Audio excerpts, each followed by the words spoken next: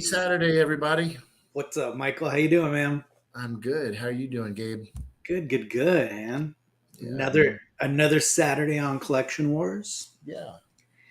Cool, man. Excuse me for a Which minute. oh, what is it? 2 point. What is it? Yeah. What's the 3.21 gigawatts? Hey, and I want to thank everybody, Johnny for one, and some of the other guys that reached out trying to spend my money. But yeah, look at this prop replica, Back to the Future. Man, I Gabe, mean, I it's got. technically not a prop replica. That's actually a found part, like a There you found. go. There you Yeah. go. That's what I meant. That's what I meant. Found Well, part. what's up, guys? What's up, Johnny? How you doing? Jeff, what's up, Jeff? Hey, McFly, Gabe. Mr. Haas, how you doing, Joel? Hase. Haze. Hazy. Yeah, Haze. I always say Haz. Yeah. My What's bad. up, Joel? Good to see you, Joel. What's up, Jose? What's up? What up, Jason? How you doing, bro? Let's see. Izzy, what's up, Izzy? How you doing? My brother. Scotty, what's up, Scott? Kelvin, got Robin. What's up, Robin? Brian, what's up? Chris, Bespin guy, what's up? What's Uh, SW7 Flex, what's up? What's up, David? How you doing? Bonjour, tout le monde. I try to pretend I can't even pronounce your last name. I'm trying to pronounce Bonjour. that. Bonjour. What's up, dude? How you doing? So, Yeah. by the way, and we'll talk about this in a little bit, but if I'm gonna put a link to a little short movie that you need to watch, you like absolutely need to watch, but we'll post it in a little bit. Is it a Um, movie or a documentary? it's a clip. It's a short. It's a short film, and it is just awesome. It's on YouTube for free, so anybody could go watch it. Remember our buddy Miguel? He Miguel. I'm sure you remember Miguel, right? From Yeah. the Rain Chorus and stuff. Yeah. Yeah. Yeah. Yeah. Yeah. He's a filmmaker. Amazing. It's all like stop motion. It is just such a cool short film. Yeah, you guys definitely got to watch it. I'll Speaking of post the link stop, in a little bit. speaking of stop motion, guys, What's up? Brian brought it up, but this is Yeah. a badass book. Look how thick this thing is. Oh yeah. And David and Joseph were hitting me up last night. I don't know if you know this, but you can watch this on Prime. Yeah, I did. I Dude, I haven't had a watched it chance. last I haven't night, dude. watched it. No. The RoboCop stuff in there. I mean, I bet Tom was pretty proud to see all that. It was really cool because I thought at first those were Tom's pieces, And but they're then the they real. started moving them and shit. I was like, oh damn, Nice. maquettes. Yeah, that's pretty cool. That's super cool. But yeah, I know we got a little bit of a show, like as far as like a lot of things going on. Yeah, We're gonna be talking vintage, right? A lot of vintage stuff. Kind of do a little throwback show. So we'll be talking about that, about displaying, because as remember I was telling you guys last week that I want to start collecting the vintage figures, hmm and I mean that's going to be a process in itself. But obviously, I need somewhere to put them, so we're going to have Drew over from Collector Displays UK talking a little bit about his displays and how you could customize them. And then we'll talk to Marcel's going to jump on for a little bit just to kind of talk about his latest little project. And I think Joseph might jump on and kind of just chat with us. that'd be good. Be good to Yeah, have he Joseph was on. down. So should be a fun show tonight. Yeah, since we're talking vintage, yeah, all kinds of cool things. And there's a lot of things, guys. Number one, something that's been happening in Gabe's world that I'm just going to tease it out there. It's just something really, really cool that we were going to talk about tonight and can't do it. So hopefully in the near future we can. Yeah. Sorry, Gabe, I had to throw. I mean, I was Oh, it's just. okay. No, it's okay. Yeah, but yeah, yeah. We but will. I want to do a shout out to my buddy Izzy, and you guys. I've been working on since we were talking vintage stuff. We've been working on the Kenner vintage mini rigs, and he's been working on the tank. Yeah. And it's coming together, guys. I'm telling you what, it's just, when you see these things, and I'm so blessed when all these commissioned pieces that these guys like Izzy work on and do for me. I love getting these updated photos of the work that goes into this stuff, and to think that, man, he didn't run this through a scanner. I mean, he drew this out off of he completely disassembles my 45-year-old, $1,000 model. And no, it's not worth 1,000, but it's just fantastic, his process. And it's my favorite part of this whole thing. Obviously I love to build it when I get it, but guys, look at this. Look at the size difference. Is there another? I think I sent one more. Yeah, you sent a couple. Yeah, he's printing right now the guns, but yeah, look at that, guys. That's the Gentle Giant 12-inch stormtrooper right there. So obviously I got to do some paint work, and Mike, there you go. isn't that amazing, guys? Crazy cool. If you're into vintage, I know right now you're just like badass. It's really cool because it's never been done.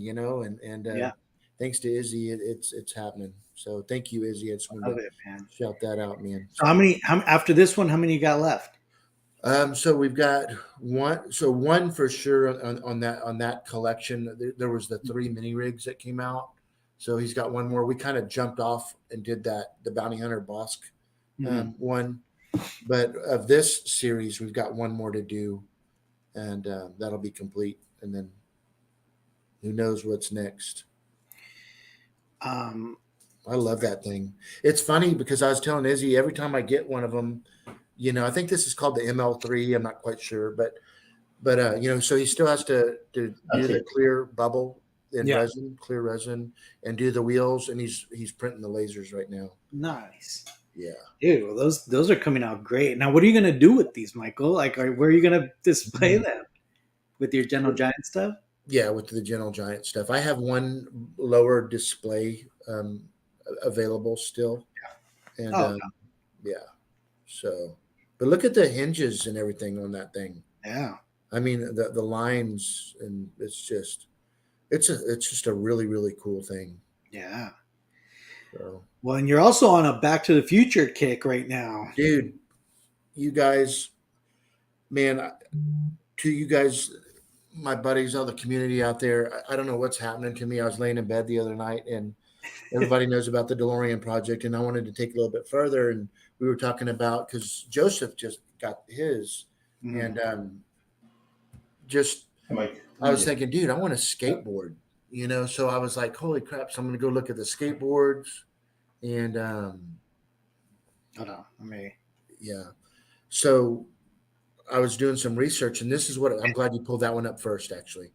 So I don't want to bore you guys if y'all aren't really into Back to the Future, but this is kind of a cool story. So when Back to the Future came out, Valterra, this company, they're like a plastics company. They were never really into skateboards, but they did a deal and they made it the skateboard for Back to the Future, from what I heard. And then when everybody knew that it brought out the skateboard and came back, and I mean it was huge after Back to the Future. It just it was huge in the 70s, but man, it came back again, and skateboard shops all over the United States were just killing it. But this right here was to be released for the mass quantity. So everybody that went, that saw Back to the Future wanted a Back to the Future skateboard. This was kind of like the replica, but the difference is it's the Valterra, but it's got the blue bottom. A week ago, I knew nothing about the skateboard, but it's got the blue bottom and red wheels, where the original one that was screen used, that was in Back to the Future, it has the red background. And they came out with an anniversary edition through Madrid and another company. And this is the replica of the original Back to the Future one. So you can see the color differences. Yeah. And I picked this thing up for $1,300. I got a really good deal. And babe, you doing okay in there? Good deal. It's a great deal, Mike. I love you, baby. Okay, love you, honey. Anyway, so, but then I came across this one after I put a bid on the one there, and so I was like, oh man, so what am I going to do? So She worked with me. The girl Whitney, super classy girl, and the actual. So the first one that I showed you with the red wheels, that is a true vintage. When Back to the Future came out, Valterra. Now this piece was released as a special edition, kind of like Kuwahara. They did a deal, a special edition for the ET bicycle, and they have this. There's somebody has it. Not that it's going to sell, but with Michael J. Fox's signature, and it's going for like 10 grand. So it's crazy the markups. But yeah, so now I'm a proud owner of 2.5 skateboards because I bought another board, just the board. So I've got all these skateboards now, Gabe. For the restaurant, for your collection, for Well, what? that's a good question. So one for one for each, right? that's right. You'd Yeah. be doubling up every time. It's like the old school collectors, right? It'd be like buy one to open and buy one to keep in the box. Hey, so guys, there's no bullshit with me. Back in the day, I used to build these badass. I'd go to the. Remember when you were a kid and you're riding on your bike? This remember the guys that are old enough that remember actually riding a bicycle. But we'd go by like a construction site. We'd rob some of the wood, and I built this badass quarter half pipe. Never went down it because I didn't have the webbles to do it. But I loved building stuff, as you guys know. But I loved skateboards. And it just like everything else that we collect, it just brings back some really good memories. And I plan on doing a little area behind the bar where I was going to do the screen used replica of the skateboard and stuff like this. And what I'd like to find is that the Walkman radio, Yeah. the Walkman cassette. Yeah. So all you guys that are bored right now, start looking it up because I need that's what I need next. So are these going to go on the same wall where the DeLorean's going to be? Yeah, so you'll have obviously the main DeLorean, but I'm gonna have like real fancy plaque made. This will all be behind glass. Nothing will be able to be touched, and then people can read it. You'll see like a picture of Michael J. Fox with his, his camcorder and his little Walkman. So, but yeah, and then it's of course the skateboard. So just little fun little things through there. I want it to be almost to where you're going to have to go to the restaurant 2 or 3 times before you finally, oh, I didn't even see that. Yeah. So awesome. But yeah, man, that's cool. On that Back to the Future kick. Yeah, it's fun. I've been really, really, and I love Back to the Future too. Yeah. Sucks. Dave, I'm just checking to see if you're really paying attention or what. You're like, well, I've been kind of on I've been buying a lot of autographs, right? I mean, last time we talked about, I got John Williams autograph. Yeah, that's I ended up finding a Kenny Baker one. Just like some of these autographs that I've been searching for. On Monday, Harrison Ford, they're gonna announce one where Harrison Ford's gonna sign. So I'm probably gonna jump on that. And remember my Lola, the Princess Leia's toy? Yeah. So I got that in with the plaque, and it came out really cool. That's really cool. Yeah. So now I have her. Look at that fancy little autograph for her. How old is she? I think like 8 or 9, 10. Yeah, look at that. Yeah. So came out cool. Perfect little display here. What I did notice though, and somebody pointed it out because I posted a little short on YouTube. There's a misspelling, and that was totally my fault. I didn't see that. You see where it says L? It says LL/LA59 Lola. Yep. It should be LO. LA59. But check this out. And I never actually caught it, but check this out.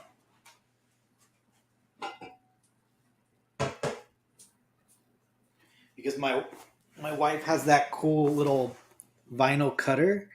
Like I fixed it. Dude, you can't even tell. Can't even tell, right? No. Yeah, I just laid vinyl on top of the numbers and the name. On all of it? On all of it? Just on the Lola 59. Okay. Wow, what a great job. Yeah. So instead of having to get another one and sending it in, I just ended up just fixing it. And it's always going to be in the display with the Lola. But I actually kind of even I like this font almost better.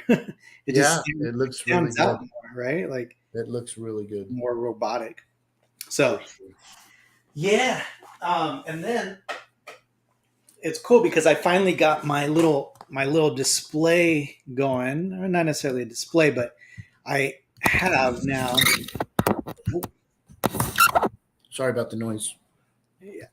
Let me hold on. Let me send it. Thought I sent it, but um, which is kind of cool because now I have Luke Skywalker's and Princess Leia's. Basically, they're toys, right? They're childhood toys, um, which are these two, right? Yep. So that's That's like, cool.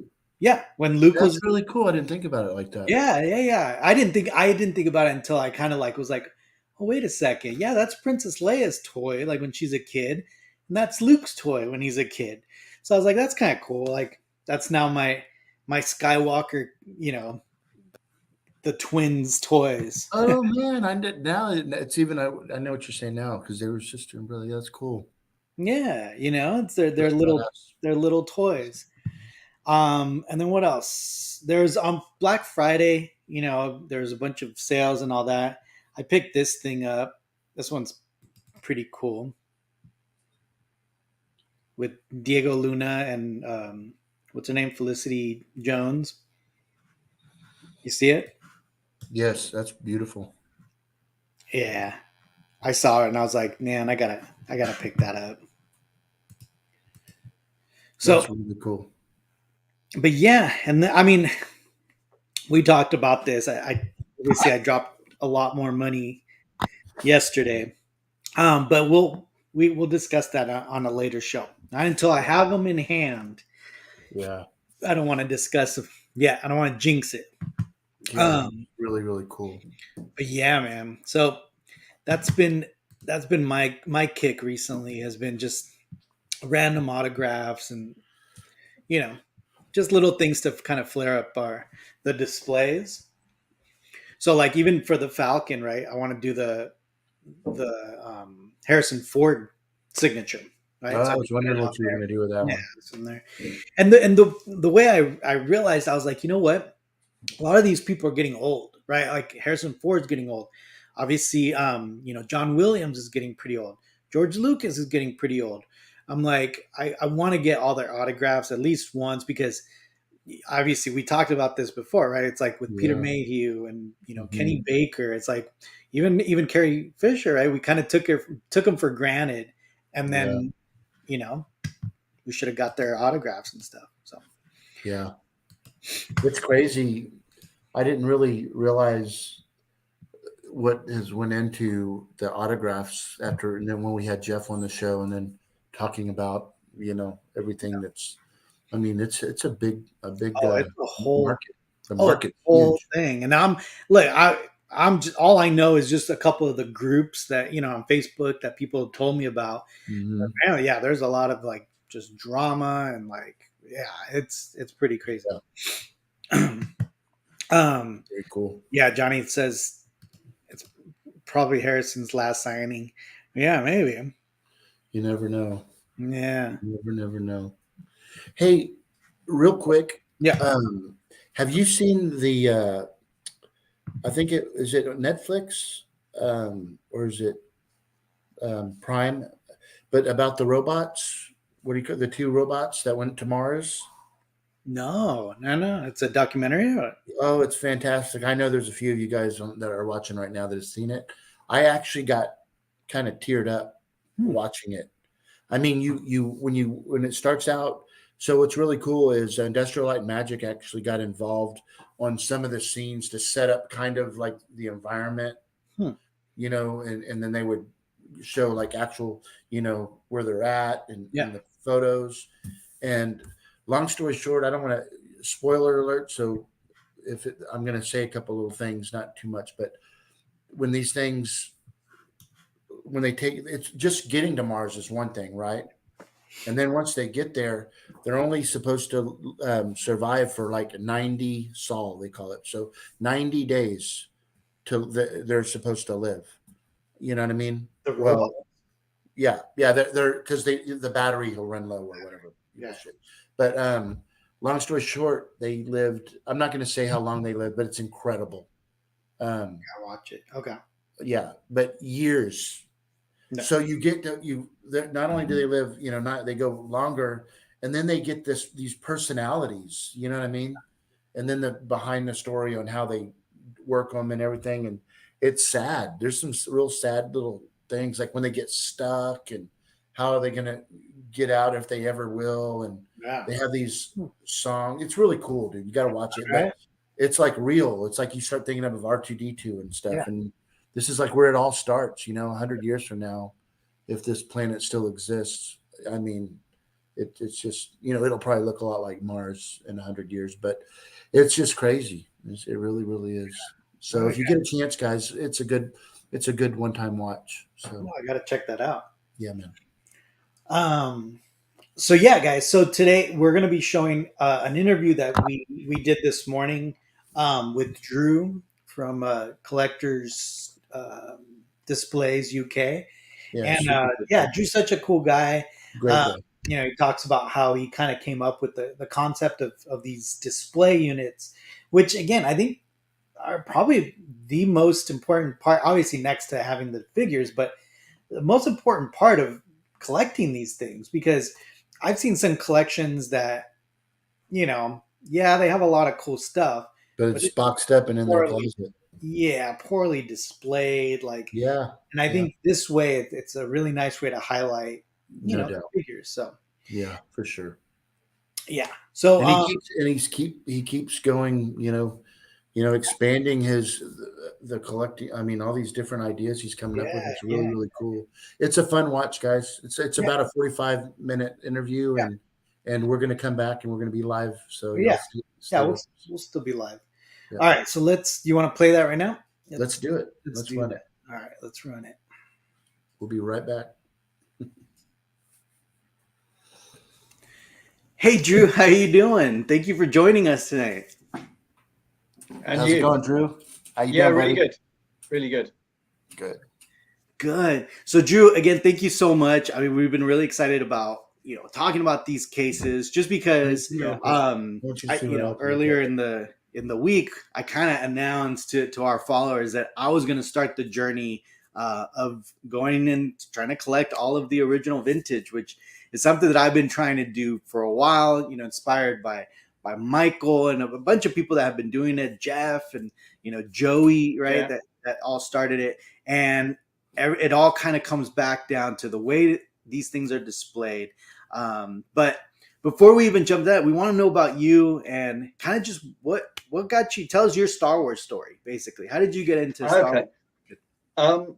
So like a lot of guys my age, I was into Star Wars as a kid, and then I sold everything that I had at a car boot sale, like a yard sale, for I think I got like $40 for everything that I had, and I probably bought an album or something really cool like that with it. And then a few years ago, a friend of mine had started collecting boxed vintage. And I walked into this room and I was all of a sudden it all came flooding back, and I was like a kid in a toy shop, and I thought this is it. I've got to start again. But I didn't want to go down the boxed route, because I really like picking these things up and playing with them, So I just thought I'm going to start collecting the figures, just like you're going to do. Yeah. And I thought what I'll do is, because I know it's quite difficult to, you can buy a cheap figure and then, a month later upgrade it with a better figure, then get the accessories. And I wasn't really interested in doing that. So it's taken me till now, probably 5 or 6 years to get the collection that I'm happy with regards to the quality of the figures. So I don't buy them very often. I don't know if you can see there, because it's quite one of my cases. This one here is purely for last 17, and it's only got 4 figures in it. Oh, For 4 bucks. Yeah. So yeah, I was never going to collect the last 17. But anyway, going back to my story, I had I'd started recollecting, and I had about 10 or 15 figures, maybe something like that. And I thought, there's got to be a better way of displaying these than just kind of plonking them on a shelf. And I was forever dusting them, and I thought, this is no good. So I came up with a design where it's a shelfless slot system. So there's no shelves in these cases. They just push the disc straight into the back, because I just wanted the light to be able to bounce around.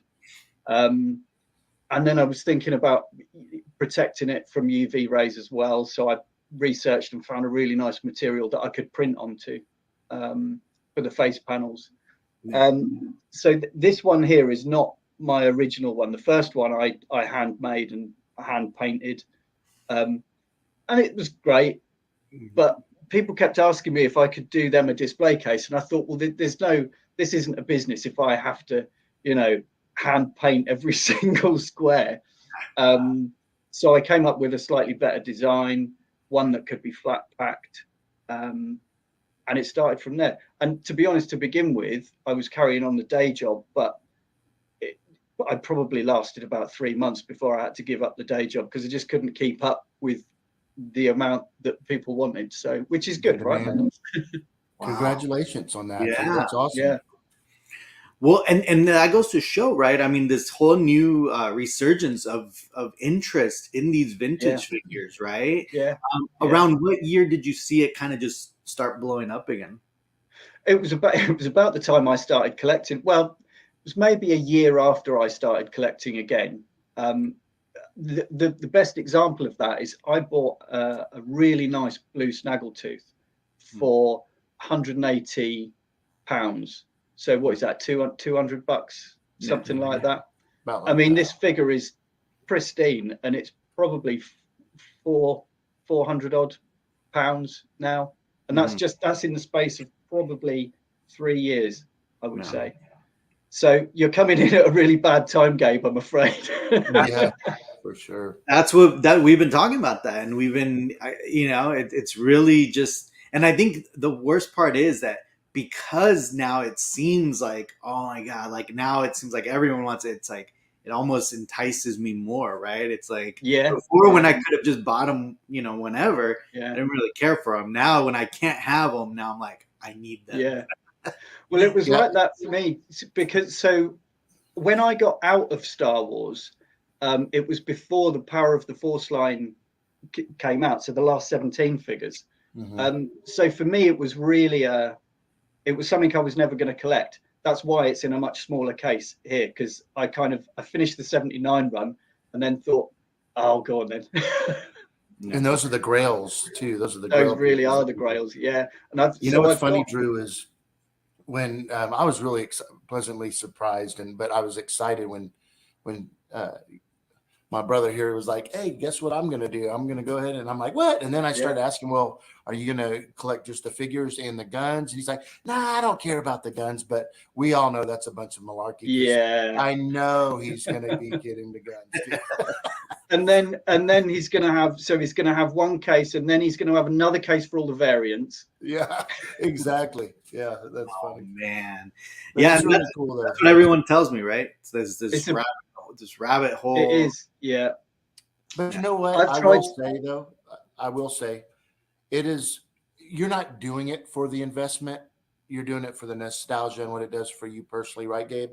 But it is an investment, and they're very rare, and they're getting, they're maintaining, but they're not going to go down in value. You know what I mean? So it's always something good. And it's actually, I was talking to Armando last night on the phone, and it's actually, out of all of my collection, and I have, quite a bit of variety of different things, and those action figures are my number one. Like we've always said, I remember when we first started talking about if there's a fire running out with what, it would be running out of here with my action figures, because those were my figures. And there's something about, it being, it's because a lot of this stuff, like, you sold your stuff in a yard sale. a lot of this stuff I had to get again. And what sucks is I got rid of mine at a later age, and it wasn't like I got rid of them at 18. But anyway, long story short, I have all the collection complete, but they're not mine, I think Gabe said you have like 1 or 2 figures that are from when you were a kid. From mine, yeah. I think I have like 4 that I have left. Yeah. Yeah, so that's great. Right there, I mean, even if you only had 1 figure that was your own, it's probably going to be the best figure or the most important figure in that display case. Yeah, I think Joey's got 5 or 6, I think, from his childhood collection, which is just brilliant. I wish I had one. Yeah. So Drew, when you growing up, you're in the UK, right? Yeah. So how is the Star Wars experience? How old are you? You watched them in the movie theaters? I didn't watch the first one. I didn't watch New Hope. I was born in '76, so I wouldn't have appreciated it at 1. Right. Yeah. But as soon as I was old enough, I was absolutely hooked. For me, probably when I was at the real right age, it was Jedi sort of era. So my favorite stuff was always the Jabbas and kind of anything sort of around the Jedi. Right. But like, I don't know if you can see it, but on the wall above my case there is let me just grab it. The lightsaber. It is, but this is you see that? Oh yeah. So it's a knockoff, but it is vintage. That's cool. And I actually had one as a kid that I bought from the market down the road from me, and I've been looking for one of these complete since I started collecting again. Yeah. And I got one from the US. Oh wow! And this particular one, I've only ever seen one other example of it. I think it was a test run of a slightly different one. This one's actually, a lot of them were made in the UK, but this one is a US one. I don't know if you can see that. Oh yeah. Yeah, that's cool. Space they're it's like straight knockoff. That's awesome. Yeah. Made in San Diego. And I got it real cheap, but I mean it's priceless to me. Yeah, sure. That's cool. But so that sort of thing is brilliant. I love the odd quirky kind of different thing that you can find that might not mean a lot to anyone else, but to me it's precious. Well, we always talk about this too, and I sound like a broken record now, but so I'm from Mexico. I was born and raised in Mexico. So when I was looking for figures, I had an uncle that was a little bit older that would tell me he'd be like, the American version are the good ones. So when you're shopping for them, look for the yellow backs. I was like, okay. So I would sit there and looking for the yellow backs when all of them were the black and white Lily Letty ones. Yeah. And now once I met Michael and I started kind of learning a little bit more about vintage, they're like, those are the most expensive ones out there. I was like, wait, what? The Lily Lettys, the Mexican ones? Yeah. What? There are guys, there are a couple of guys on a couple of the Facebook groups I'm on who they're both in Mexico actually. They specialize in the Letty stuff. Mm. And you see 1 or 2 posts a day and it'll be a little figure that's, I don't know, you'd probably call it a beta, to be honest. But they're going for 3 and 4 times the price of a really good condition Kenner figure. It's crazy. I only have one Letty figure, and it's a removable cape hat Jawa. Yeah, it's got because the other one isn't the Luke a clip cape one, isn't it? I think. I'm not sure. I'm not for the sure. return. I do know it has Jedi one. What's that? Yeah. The Return of the Jedi one.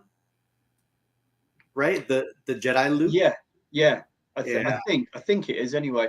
So I do a Lily Letty display case, but because there were only 50 figures, I think it was about 50. It's this one here. It's that one. Okay. So it's basically just all red squares. They're quite popular, to be honest. I love how the variety, it's not just Star Wars that you do. And And I'm going to tell you, me and you haven't really had the chance to actually communicate, and like we are now. Yeah.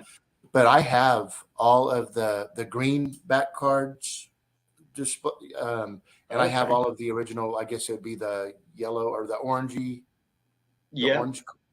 And I'd like to maybe fill those up because I have all of the figures in the packages, Yeah. Yeah. Yeah. and I would love to display them. I'll just take them all out and put them in the display case. To be honest, one of my favorite ones is the classic card back. So I think if you scroll down a bit more, there's one, and what I've done is I've taken directly that one there. So the one there that's all yellow. If you click on that, it might give you a bigger. Yeah, that's image. nice. I like that. Yeah, so that's basically you've got the little retail tab in the middle as well. Yeah. So it's really supposed to look just like the back of a card. Oh, that's very cool. What do you think about that one, Gabe? That's pretty cool, right? I mean, I think we're this is a big dilemma for me, right? Because space wise, right? It's like, okay, Yeah. I'm for sure collecting them, and I have this other small little like walk-in closet that I took over in the household where I have like some of my vintage stuff, not necessarily just Star Wars, but like He-Man. I mean, I saw that you have a He-Man case too. I was like, oh man, this one, but so I'm kind of in a dilemma. It's like, do I just stick them in there or do I put them in here? But if I put them in here, it has to match, right? Because everything is very kind of museum, very like. Well, we were talking about this the other day, and I think if I were to make one for you, I would just do. I think a pure black one, black gloss, would look beautiful. I mean, because your figures are really going to stand out on that. But what's interesting is that a lot of people, when they see these cases in the flesh, and I hate to say this, and it might sound sexist, but it's always, oh, I don't think my wife will like it. But actually, what ends up happening is the partners see the cases and end up persuading their partners to buy them because they almost don't need to go in a Star Wars space. They can go, up on the wall in the lounge. Anywhere. Yeah, I agree. Because they just look great on their own. Yeah. Well, here, you sent me a couple of pictures of examples, and stuff. I definitely want to bring those up really quick. So that's a beautiful shot. These are your figures. Actually, they're not. That was the first case that I made for another customer. Got it. So they're not in Kenner release order, but that was the first production one that I'd made. So you can see there that there's no shelves in it. Yeah. And that was really to prove the system worked for me. But yeah, he happened to be a photographer as well, so he got me some great shots. Some great shots, yeah. There's a lot of these. I mean, these look amazing. Mm-hmm. Yeah, I can get it.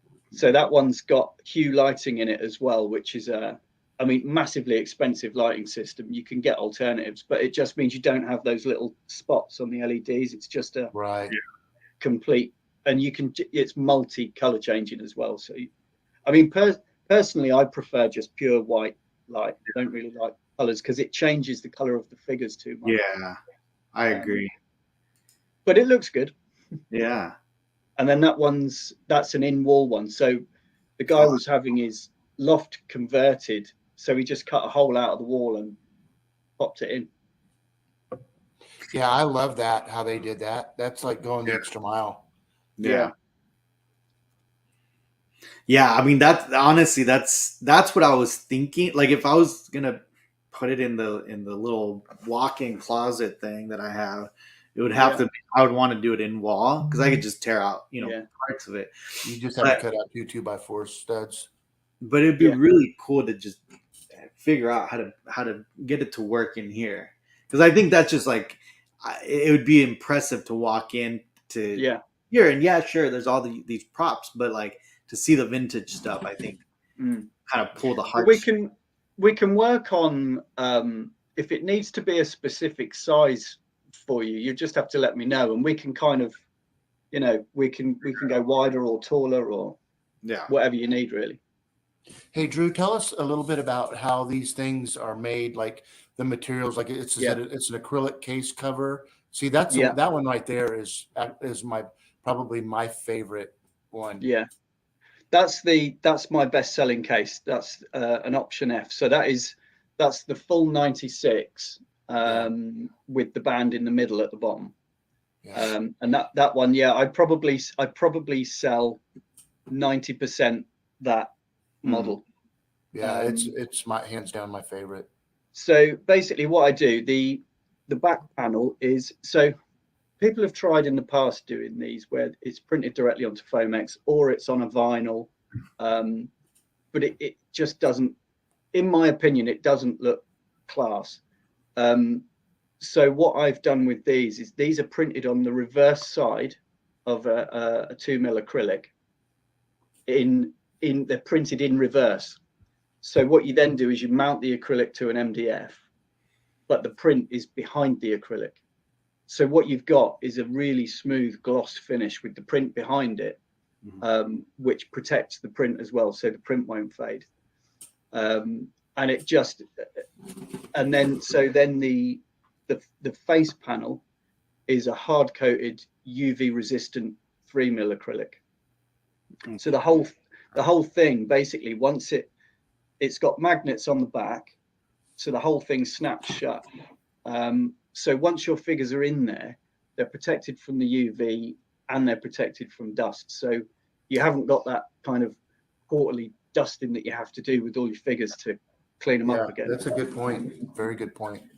And what it does is, so a lot of people like to go for grading figures. Personally, I'm not a fan. I think my opinion's the only one that counts.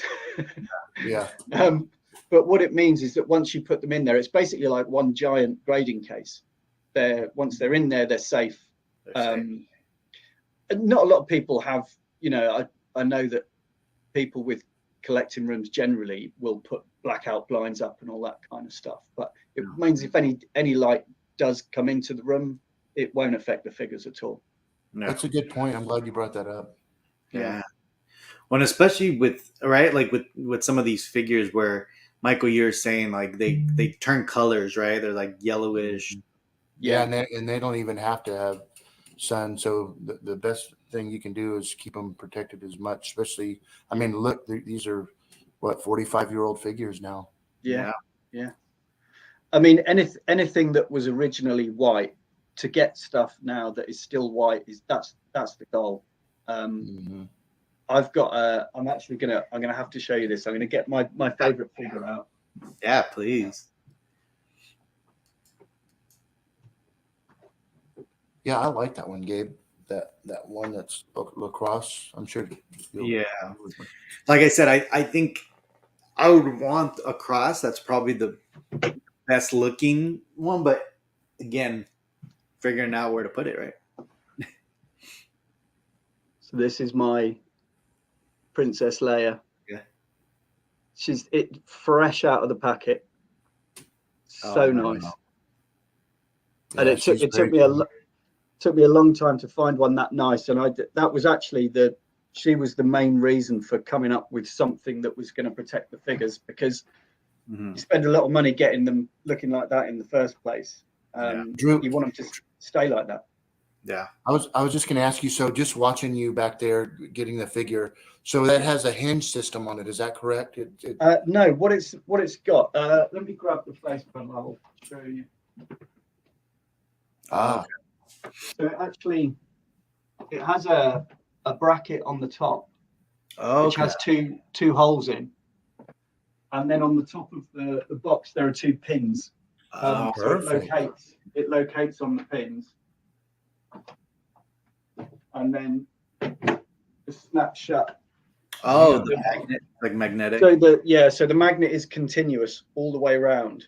very nice. So it really, and because of the locating pins in the top, you don't have to mess around trying to get it in the right place. It's just, That's very cool. And it looks like you also started making cases for vehicles, right? I mean, yeah, it was. let me pull that. I started collecting the vehicles again.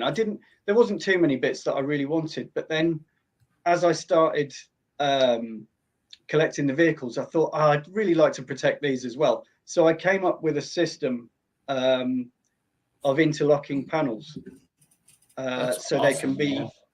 So I can flat pack these and send them out. Yeah, that's amazing. But I thought rather than it just being, because clear boxes are great, but I like the idea of people having what is the start of could be a really nice diorama. So I Right. supply them with a graphic in the back. I love on the base. AT-AT. That AT-AT looks fantastic. Look at that. Yeah, It's cool because it's kind of like the master replicas, but it's Kenner, you know? yeah, Isn't that cool, Gabe? Yeah.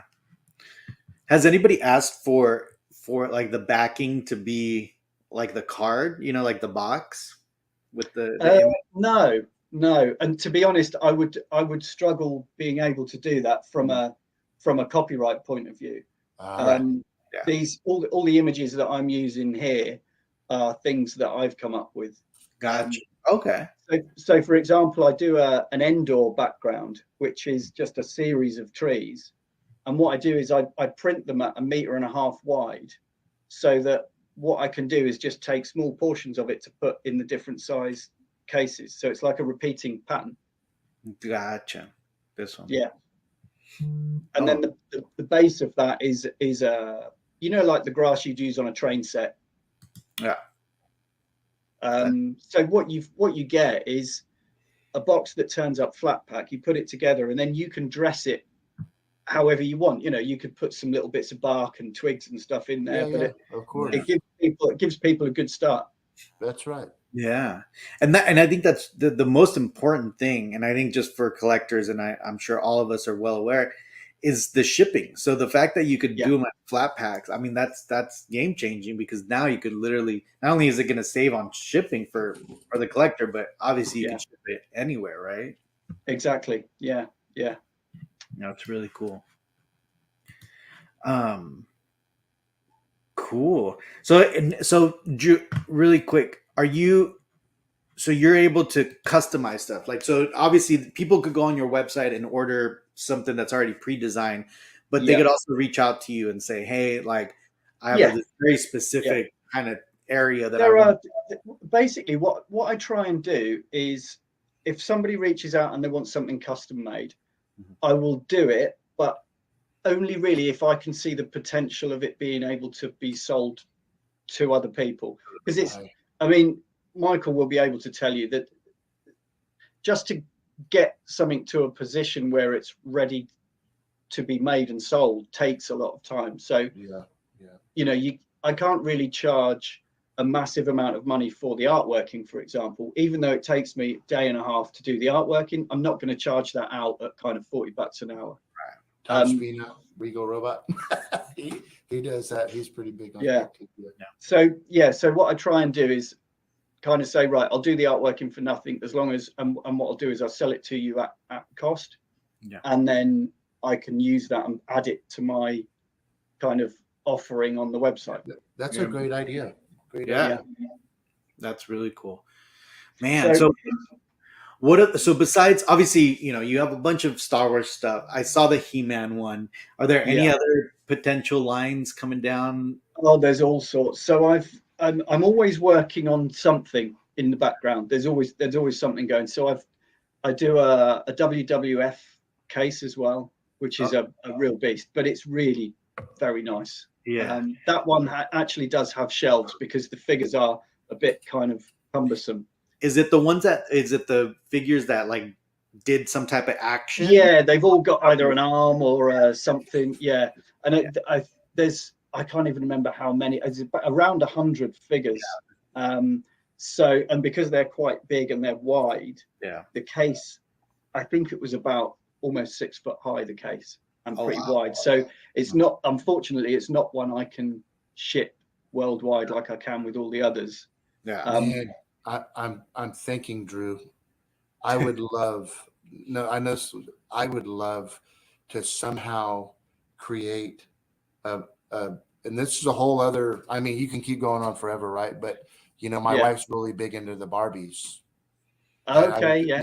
For the 12 inch, because right when you were saying Yeah. when Gabe brought up all, I was thinking $6 million man and all these other really cool Yeah. bigger figures, but like she's her big items are like the number one Barbies from 1959 Okay, and yeah. the number twos.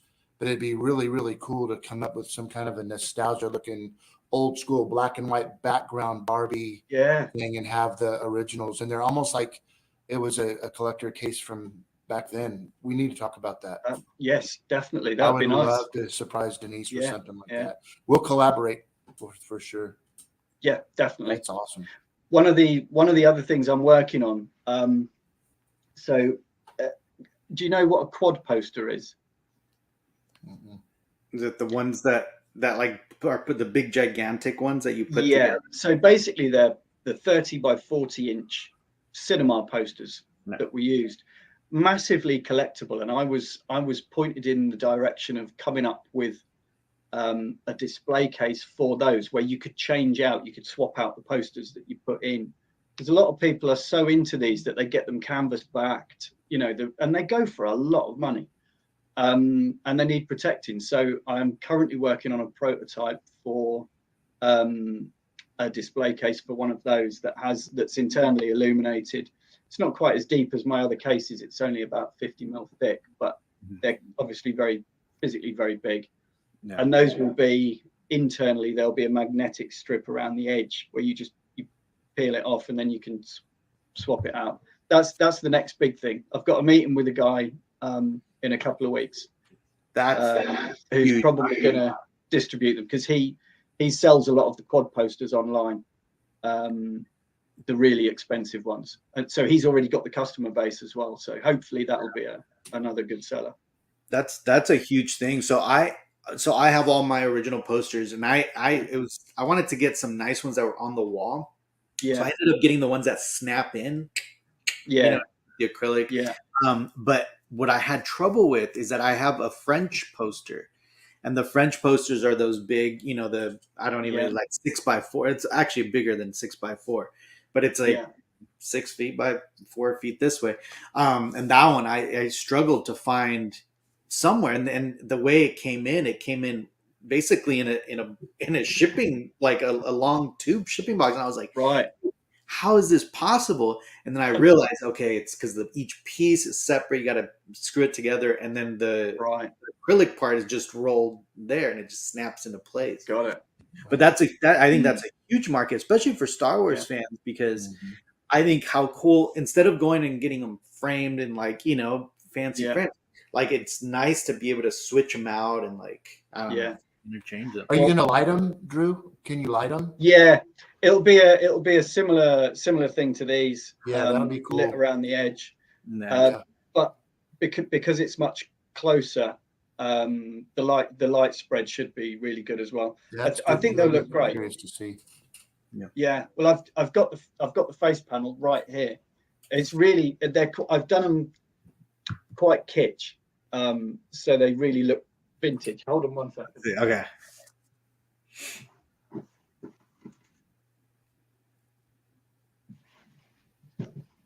Let me just undo this.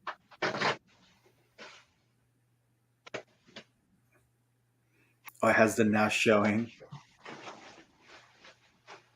Oh, that's cool. Oh yeah, that's awesome. Yeah, it's really cool. There's like a little film roll bit on here. Yeah. Oh, what a fantastic look, man! Good job, Drew. Fantastic. Yeah. So yeah, that's the next big thing.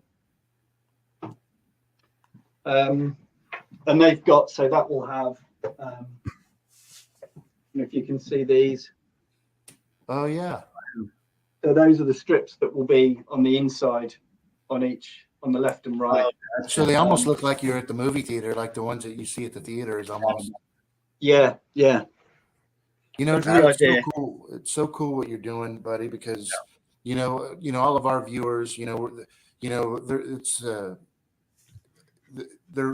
our viewers and they see Gabe and I what we do on the displays, and display is Yeah. everything, you know. And there's so many people that struggle on how to display their stuff, and Yeah. this right here, what you're doing, man, is really helping people keep their stuff organized and they can see it. And like you were saying Yeah. about, you know, your other half, I mean, it's classy, you know, so Yeah. it's Yeah. you can get away with it. So Gabe, you might Well, be able to have that thing in your living room. right. Exactly. Well, honestly, it's really, it's like more of an inspiration too, right? I mean, it's not just obviously the community thanks you for kind Yeah. of, you know, kind of, and thinking about the community and thinking about the collector, you know, always having the collector in mind because you're a collector, right? So, Yeah. and I think it's the coolest part about is probably how many people you're probably inspiring, like Mhm. myself, to jump into this, Yeah. right? Because That's when you good. see That's your good. cases, it's like, okay, I need that. Like that's Yeah. so cool, you know. So Well, that's good. I mean, if I can inspire one person to start collecting again, then that's great. yeah, And no, I yeah, don't, to be honest as well, I don't think you can do this without being a collector as well. I no, think you'd really struggle to be able to offer something that people wanted if you didn't want it yourself. right, yeah, no, absolutely. And again, and the fact that you're getting into different franchises and different, you know, Yeah. toy lines. I mean, I think the possibilities are crazy out there. So I actually had an interaction with. So you know, I'm an attorney, so I'm in court a lot of times, and you know, I keep my collecting pretty private, but I was talking to one of the clerics. We were talking, and the judge overheard. He was just there. We were waiting, and he overheard, and he was like, "Oh, like my wife has a whole room where she collects strawberry shortcake stuff." And I was like, "Oh, that's really cool." So I was telling him about this podcast that we do, and tell him about collection wars. And now we have collectors that collect kind of everything. So it's Yeah. really cool that you're thinking outside of the Star Wars world because yeah, like somebody that collects My Little Pony, right? And to Yeah. set up all their Mhm. ponies and to set up, you know, the Indiana Jones line. I think that would be another great case, right, Michael? I actually do an Absolutely. Indiana Jones case. Oh, there you go. Yeah, I'd love to see that. And I don't know if It's you saw my display. You know, I wanted to kind of display it like you know, like they're shooting it for a commercial back, you know, thing. But you yeah. know, and as you know, there's not a whole lot of those figures to collect, which is kind of exciting because you can put the whole collection Oh, I together. see it. I found it. Yeah, Yeah. that's the thing. So I've got it's basically all the figures on the top row and then all the vehicles and play sets as well. So it's just Very one case cool. for the Yeah, whole lot. I see it right here. Yeah. Like, And it's got I don't know if you click on that and zoom in, um there's a little Easter egg on the frame as well. I don't know if you can see it there. Damn, I love that. see if I can zoom. Just on the right hand side, at the bottom. Can you zoom in anymore? There you on, go. on the right. Oh, the Can you R2. see it? Yeah, I see it. That's funny. What is it? What is it? R2 and 3 R2. right there. And You see Oh it, Michael? yeah, that's pretty cool. Hey, did you do that or what? Yeah, that's his. yeah, I did No, that. I know the case is his, but did you do that the R2 and 3PO? Yeah. That's awesome. Yeah. Man, Drew, congrats on that, buddy.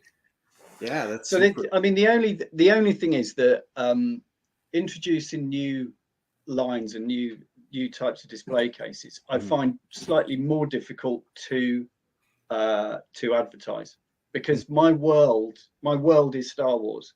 Yeah. And things like a lot of people ask about GI Joe stuff, and I've done 2 or 3 different GI Joe cases, but they've always been very custom because I don't know enough about GI Joe to be able Yeah, to that makes say, it oh, hard, right? this is what you need. Yeah. Yeah. So at some point, I do need to do a little bit more kind of research, but all that means is that I've got to buy loads of figures. So That's the best. That's the research, right? Well, our exactly. guy that just did that fantastic Kinder book, I'm sure you saw that, Drew, right? Did you see that? Yeah, I mean, he bought a lot of figures. You know, he bought that whole yeah, collection.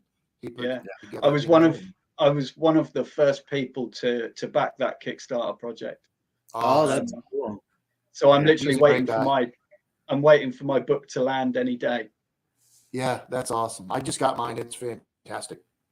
Yeah, I'm thinking I'm going to probably make a display for it. Very cool. Nice. Yeah. Very cool.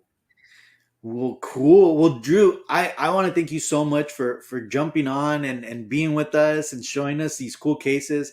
I mean, again, I think it definitely. I bet you after this, a lot of collectors are going to be like, okay, wait a second, I didn't know he can do custom Yeah, pieces, and I didn't know he can yeah. do other Yeah. lines.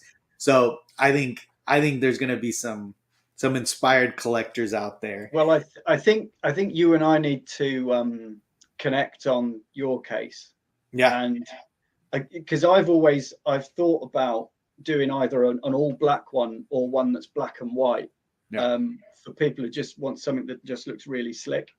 And I think that'll probably be one of the next things to go onto the website. But we need to just work out sizes and stuff like that. Yeah, no, absolutely. So Drew, yeah, and 100% we're gonna have to do that. So Drew, what's the best way to get a hold of you? Obviously through the website, but you're Yeah, also on social media, right? yeah. So I'm on social media. So the Instagram is at Collector Displays UK. Okay. Hang on. So the same as your website, just the at. Yeah. On this. There you go. So there you go. And I'm always, I say always, I try to post on there as often as I can. Yeah.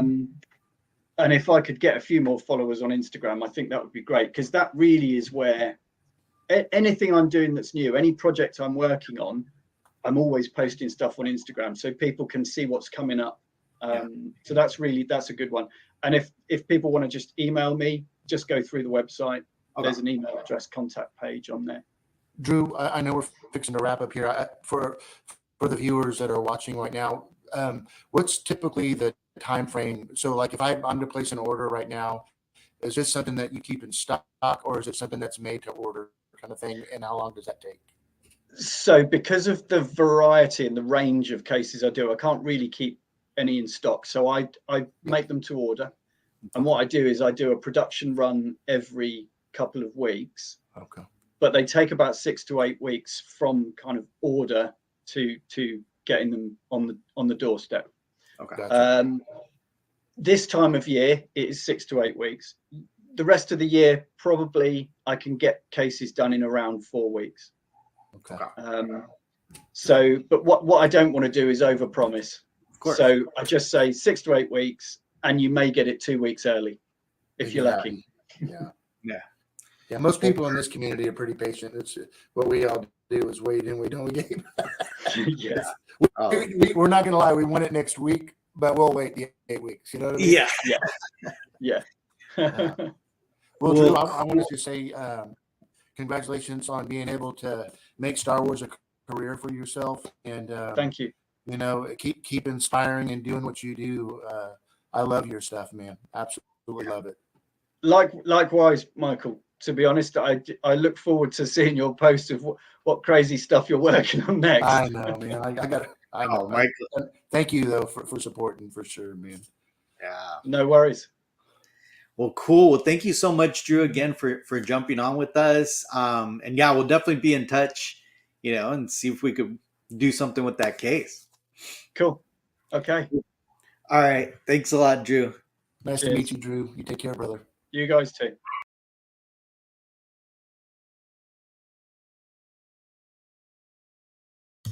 There you go. We're both muted. That sneezing nonstop, man. Oh man, Drew's cool dude, isn't he? yeah, he's super cool. And again, I didn't know he did custom cases, and I didn't know he was doing all these other other franchises. So Yeah. oh, look it, just ordered the Indiana Jones one, which actually, Yeah, good deal. No. Steven. That's one. If I didn't have Yeah. my display the way I have it, I'd like to have that too. yeah, super cool. Yeah. Cool. Thanks for your support, Okay. Steven. Supporting each other, man. Yeah, no, for sure. So yeah, now I'm excited to kind of jump into the vintage stuff and kind of get started with that. Yeah, Denise mailed your figures a couple days ago. You should have them probably realistically Tuesday, maybe Monday, Tuesday. Thank you, Em. Yeah, Yeah, man. Yeah. So cool little starter pack for me yeah, to man. Keep me kind of get posted. started. Yeah, and if Yeah, I run across any others, that definitely I'll I'll let you know. I appreciate it. Of You know, course. like I said, I'm not looking for anything like mint. I want to be able to just be like, well, like we said in the Whatever, interview. dude. I know, yeah, Whatever. like we said in the interview. Whatever, Gabe.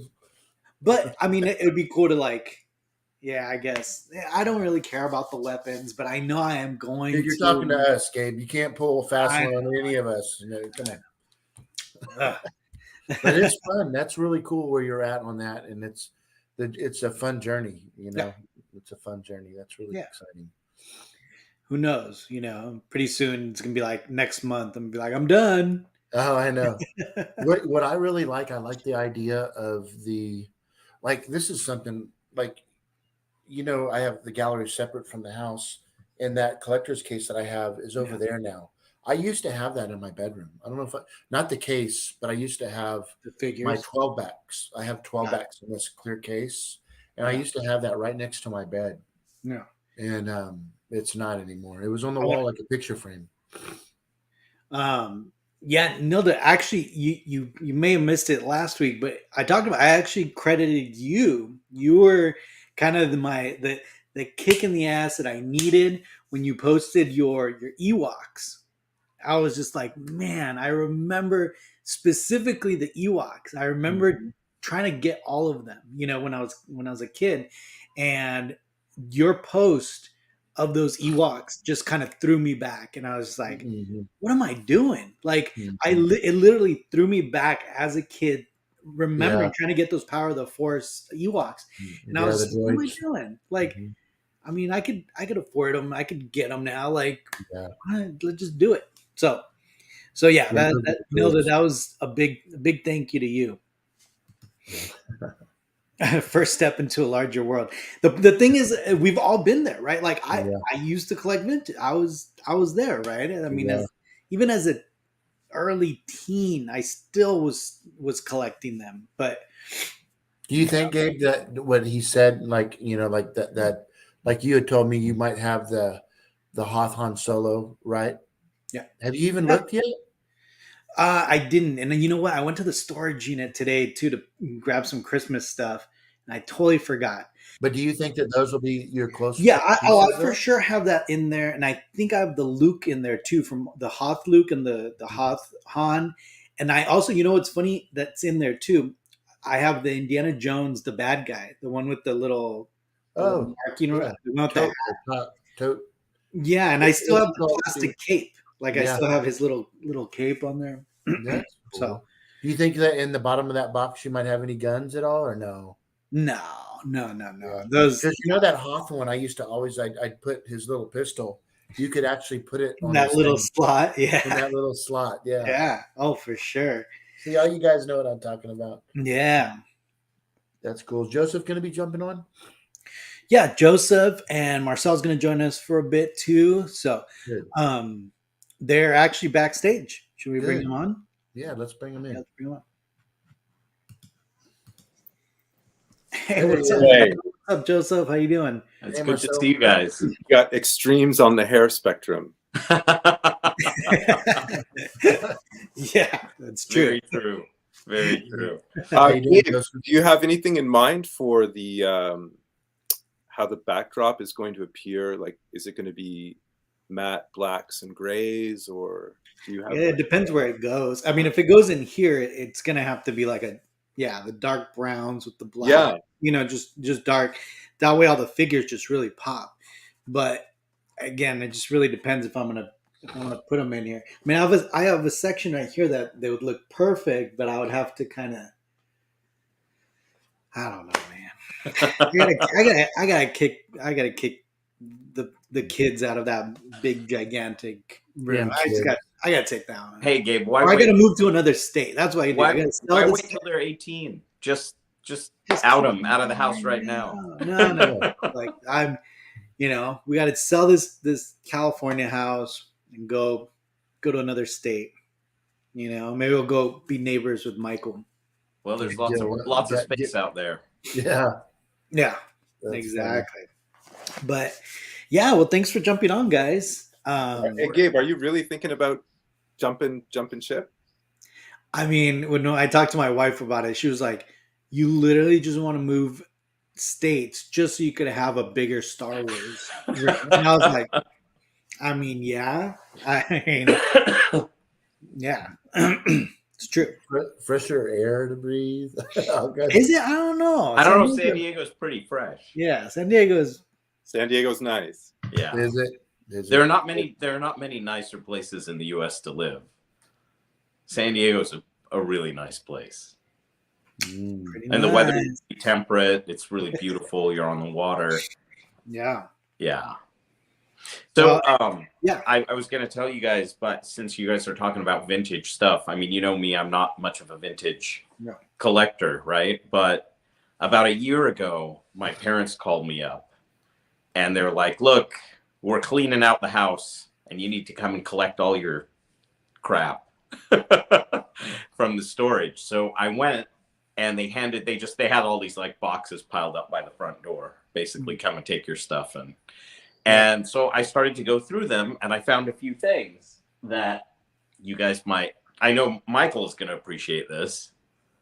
Oh yeah, I have that. I actually have that upstairs. Yeah. So this is my original, and I still have all of the little the two knives in his back, and then the big knife. Man, he's shiny. I love that. Yeah, it's all oiled up. This is no. So well, here's what I was going to tell you. What I was going to tell you was I have an ultrasonic cleaner for my airbrush. And so I decided to pop my action figures in the ultrasonic cleaner, and these things came back. I mean, look at this. There's not like a speck of dirt on this thing. Oh my God. It's crazy. Yeah. So I found this, and then I also found these two, which is one of these is this is a vintage GI Joe. That's cool. Yeah. Yeah. That's the MP, right? Yeah. Yeah, he's one of the MPs. Oh, right? that's cool. That's really cool. And then his helmet actually comes off. It pops off. Yeah, I remember that guy. And then I also found this, which I believe I think this is a mask character. I'm not sure. No, it looks like a GI Joe. I think a GI Joe character. Yeah, yeah. Was it the scuba diver one? When he's got a jetpack that pops. Yeah, what's it off saying of that? Yeah, that's GI Joe. That's It's GI Joe. Yeah. So what's it like having those, seeing those? Oh, it's crazy because I mean I remember playing with these when I was a kid. The funny thing is, so I know you guys you're gonna be horrified, but I never collected any Star Wars action figures because I never liked them. I thought there was something about the fact that they didn't articulate at the knees or the elbows that bothered me, even at that age. So I never bought any of them. So what I used to do was, I used to buy the G.I. Joe figures and put them in my Star Wars vehicles. So this guy would be like the TIE fighter pilot, and this guy would be in the X-Wing, and simply because they could articulate a lot better. He actually looks kind of like the head of the TIE fighter pilot. Yeah, and this guy, I don't know what he used to drive. Yeah, I never had that. I had that one, and I had the one with the white shirt with the eagle on it. It was that from that same line. Yeah. Yeah, I remember those crazy. guys. Yeah. Actually, I think that was probably one of my first toys that I bought in the United States. Like when I moved here as a kid, I remember going to a KB toy store. It was my first time in one of those KB toy stores. Mm-hmm. And my parents were like, yeah, you could pick something. And I think I ended up picking up either that Rambo or the one with the white shirt. But that definitely was one of my first American. Brian, I'm with you, man. I'm the 12-inch guy. I have a little collection of the 12-inch. I don't know if you've seen that. But, yeah, Joseph is kind of weird on that weird freaking toy thing. He had cheesy-ass toys, didn't he? I'm just – Whatever. Oh man, I'm playing with you, brother. Hey, did you see that? Did you see my video I sent you, Joseph, earlier? Yeah, the camera. The camera, yeah. Did you see that, dude? It's unbelievable. I know. It was all rattling. The microphone was, yeah. Yeah, look. But it looks like you fixed it. I did. I fixed it. I just, it's not going to be used, so I pop that off, and then Denise. Yeah, let me- some people, I don't know, they don't know how to pack stuff. dude, it's unbelievable. Do you guys want to see something that I came across the internet? And I said Joseph, and I was like, Mhm. I thought at first, I was like, whoa, this looks like Joseph's, like what it should look. That's what it's gonna look like What one it day. should look like. Check this out. Yeah, you should show That's it. pretty funny. Oh yeah. Oh wow. Right, and, That's and exactly especially what- that little Star Wars like section that you have. Yep. Yeah, That that's looks exactly my exactly plan. Yeah. Wow, is So- that stone on the floor? I think that's like a Zen garden or something that he's got. Is that where you got it from? The idea from, Joseph? No. Gabe just sent this to me like Yeah. like right before the show started. I'd never seen Well, it. yeah, because Lee's a couple of Lee's posts went kind of viral, like all over Facebook. Like his house is all Yeah. over the internet right now. And as I was going through this one page, this picture came up, and I was like, "Holy crap!" I was like, "Damn!" And then he has like the Men in Black. Yeah, he's got Figure, the same you know, pieces, the Men in Black bust there, and the Yeah. guns, and then the Who's Back the to the guy Future in the section. middle on the right, gentlemen. The guy in the middle on the right, that's the Rosenberg bust. Yeah. Oh, That's is it? that's the alien, the guy, Rosenberg, the jeweler in Men in Black, and then he gets killed, and then he goes to the morgue, and the face opens up, and there's a little alien inside. Oh, trying- right. Yeah, that's the bust with the face open. This is for Brian. The thing is, like, through the jungle. the scale. I mean, if you think about it, if you're standing right here, Hmm. I mean, an average sized person is probably like up into that middle, like lightsaber shelf, right? Yep. Like, it's a big space. Yeah. So my room is gonna look just like that, hopefully, once it's all One day. one day, once all the stuff's off the floor, except the center of the room isn't going to be open like that. It's going to have the studio models in it in the center. So We'll have But- to see who locks down their room first, you or Gabe. yeah, it's going to be Gabe.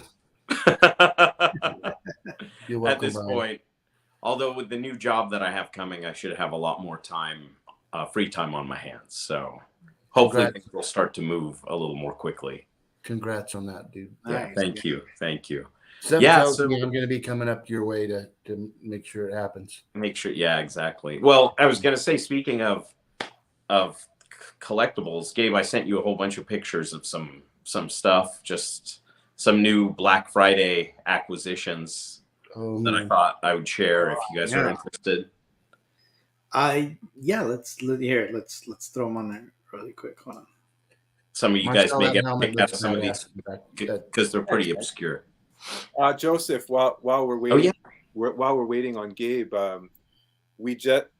Nancy and I went to Japan in 2008, and when we left, we put everything into storage down in San Diego, and her parents just did what your folks did, and for the first time since we were married in 2003, we finally have our wedding photos Oh wow! framed and displayed around our house, and it's just Yeah. like when we first got the wedding photos, they were just wedding photos. You just went through your wedding, but now I just can't get enough staring at them. It's so nice to have something that you've missed. fall Yeah, right back it into your lap. definitely is. It's nice to see that, Yeah, Oh, stuff you man. haven't seen in so long, and it brings Yeah. back a lot of memories. And that's right. yeah, Very so one of the movies I'm a big fan of is National Treasure.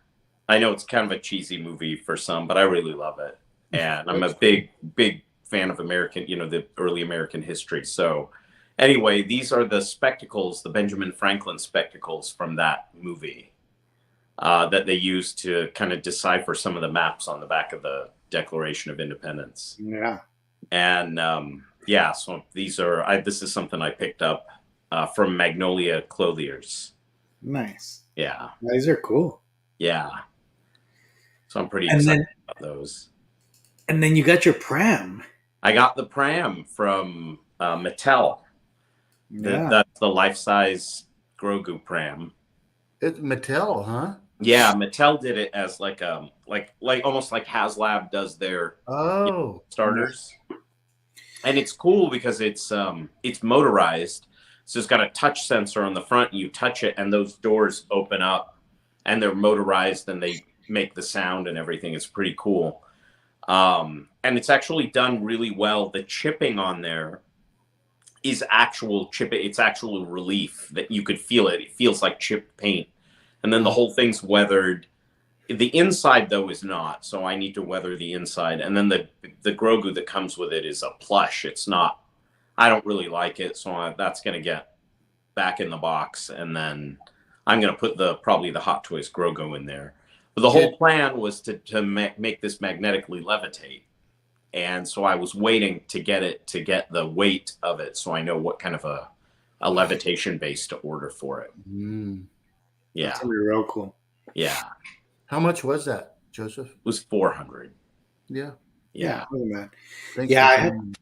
I know You had it on I order. had it on order, and then Lee had it on order, and then at one point I was just like, I don't really.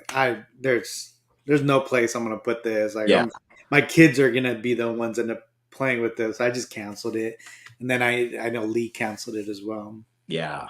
No, it's a cool piece. I really like it. And the clear acrylic stand that it sits on actually is more visible in the picture than it is in real life. You barely notice it. That's a good idea. That's a really cool thing. Yeah. Yeah. So that was a cool pickup. And then I picked up this. This is the Attack of the Clones Anakin lightsaber, which I think is really a beautiful piece. So I found this one from 89 Sabers. I picked it up through CC Sabers. Yeah. What are these, Joseph? So there's a company that makes alcohol, and they bottle them in Star Trek themed bottles and colors. And this is their Romulan ale line, but the dark blue one is actually a rye whiskey, and then the light blue one is a vodka. So, but I've been waiting for these Romulan ale bottles to drop for a while, so I picked that setup, which Is it the same company that you have that other whiskey bottle? the Kirk whiskey. Yeah. Yeah, same company. You ever drink that stuff or not really? Nope. I have that. Yeah. That one. I'll drop a little bit when William Shatner passes, but Or what about when I come visit? or when you come visit. Yeah, Star Trek. You guys are the biggest I love Star how Trek all fans. you do is shit talk Star Trek, and then you want me to break open that William Shatner. What the hell, dude? Good point, Joseph. Oh, man. So this is a crystal, and Gabe and I were talking about this. So this is a crystal. This is actually a lead crystal, green crystal. I think it matches the Donner crystal, right, Gabe? Yeah. From Superman, and that's the crystal of knowledge. And this is actually a glass, green, lead crystal glass piece, and it's really beautiful. But anyway, Gabe actually also has one of these from a different maker and turned me on to this. I think he may be doing another run of all the different crystals from Star Wars, from Superman, sorry. So I'm really excited for that. Yeah. Yeah, I reached out to him, but I haven't heard anything back. But I think he's probably just still collecting people on the interest list. So yeah. I got to figure out a way to display that because it's just sitting there on a shelf, and Right. I want to have it stand up somehow, but Yeah. figure out how. And then you got a Graflex. yeah, this I have to thank Ben Bowman, Ben and Robin. Ben actually was dealing with a camera guy in Texas and told me about this piece. So he connected the two of us. So I really have to thank them. And I'm glad that I got first of all, the Graflex is in beautiful condition. And it's also got all of the, accoutrements there, the reflecting dish and the wire, which again, for something so old, I mean, it's in beautiful condition. I'm really fortunate. So my plan is to display that with all the lightsabers, kind of as an homage to where it all came from. That's really cool. Yeah. Yeah. I've been looking for a good. It's hard to find. I mean, they're not hard to find. You could find them, but going in a good condition, right? Like that's exactly the hardest part. Yeah, this one doesn't have it. It's bare. I mean, there's maybe a few hairline scratches, but barely visible. I mean, the thing looks brand new. Nice. Considering its age, it's crazy. And then Michael's going to be excited about this one. Uh-huh. Yeah. So that's this is pretty a badass. 1/350 scale Excelsior, which I'm stoked about. This is made by John Eblin, and it's just so beautiful. He did such a fantastic job. The lighting, the design. If you zoom in, you can see the paint detail on the saucer. I don't know if you can zoom in. The pictures came in a little bit Oh, really? low quality. Yeah. Oh, okay. I don't know why, but yeah, but these are they're beautiful. It's just beautiful ship, beautiful design. And what I'm really excited about is I had some plaques made. I had a plaque actually made. Ariel made a plaque with Excelsior on it and everything on there. And then there were 2 spots for autographs. And John Eblin signed one of the spots as the model maker. And when I was at Wonderfest, I met Bill George, who works at ILM, and he is the person who designed this ship originally. So he signed the plaque as the designer of the ship. Nice. So yeah, it's a really interesting concept. I guess when he designed it, what he had in mind was what would the Enterprise look like if the Japanese designed it. nice. And so That's all styrene, right? That's all out of no. styrene. Well, this is all actually. I think it's all resin, 3D Yeah. printed. Yeah. Yeah. But it's a big piece, almost 4 feet long, because of those nacelles. It's a beautiful piece, though.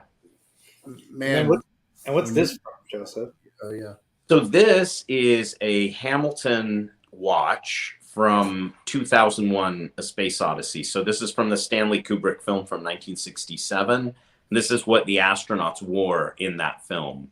It was a prototype piece that Hamilton made for the film, essentially, like what a futuristic timepiece would look like. And then in 2001, Hamilton actually created the watch, and they did a run of 2001 of them. And it's very, very unique because there's actually like a small magnet in the clasp that you take out, and you use that magnet to change the date and time on the watch by tapping the magnet on the back of the watch. And then if you turn the magnet around and you tap it, it'll go backward. So it's a pretty unique kind of piece. And I was just lucky that, to be able to get one of these. It popped up on eBay. Yeah, this is incredible. I really like this. This is nice. Yeah. So I'm really happy that I finally found one of those. Oh, that's cool. Yeah, there's been some speculation that Hamilton was going to re-release those, but nothing's happened. They said that about a year ago. They kind of teased it, and then nothing happened. Yeah. So I don't know. But yeah, this is one of the original ones.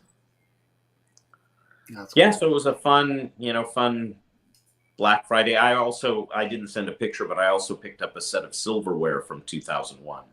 Oh, nice, man. It's an actual set of mid-century modern silverware that was designed in 1957. It's from the final closing scenes there in that room. It's actually when they're on the ship eating. Oh yeah. They're like their little TV tray meal.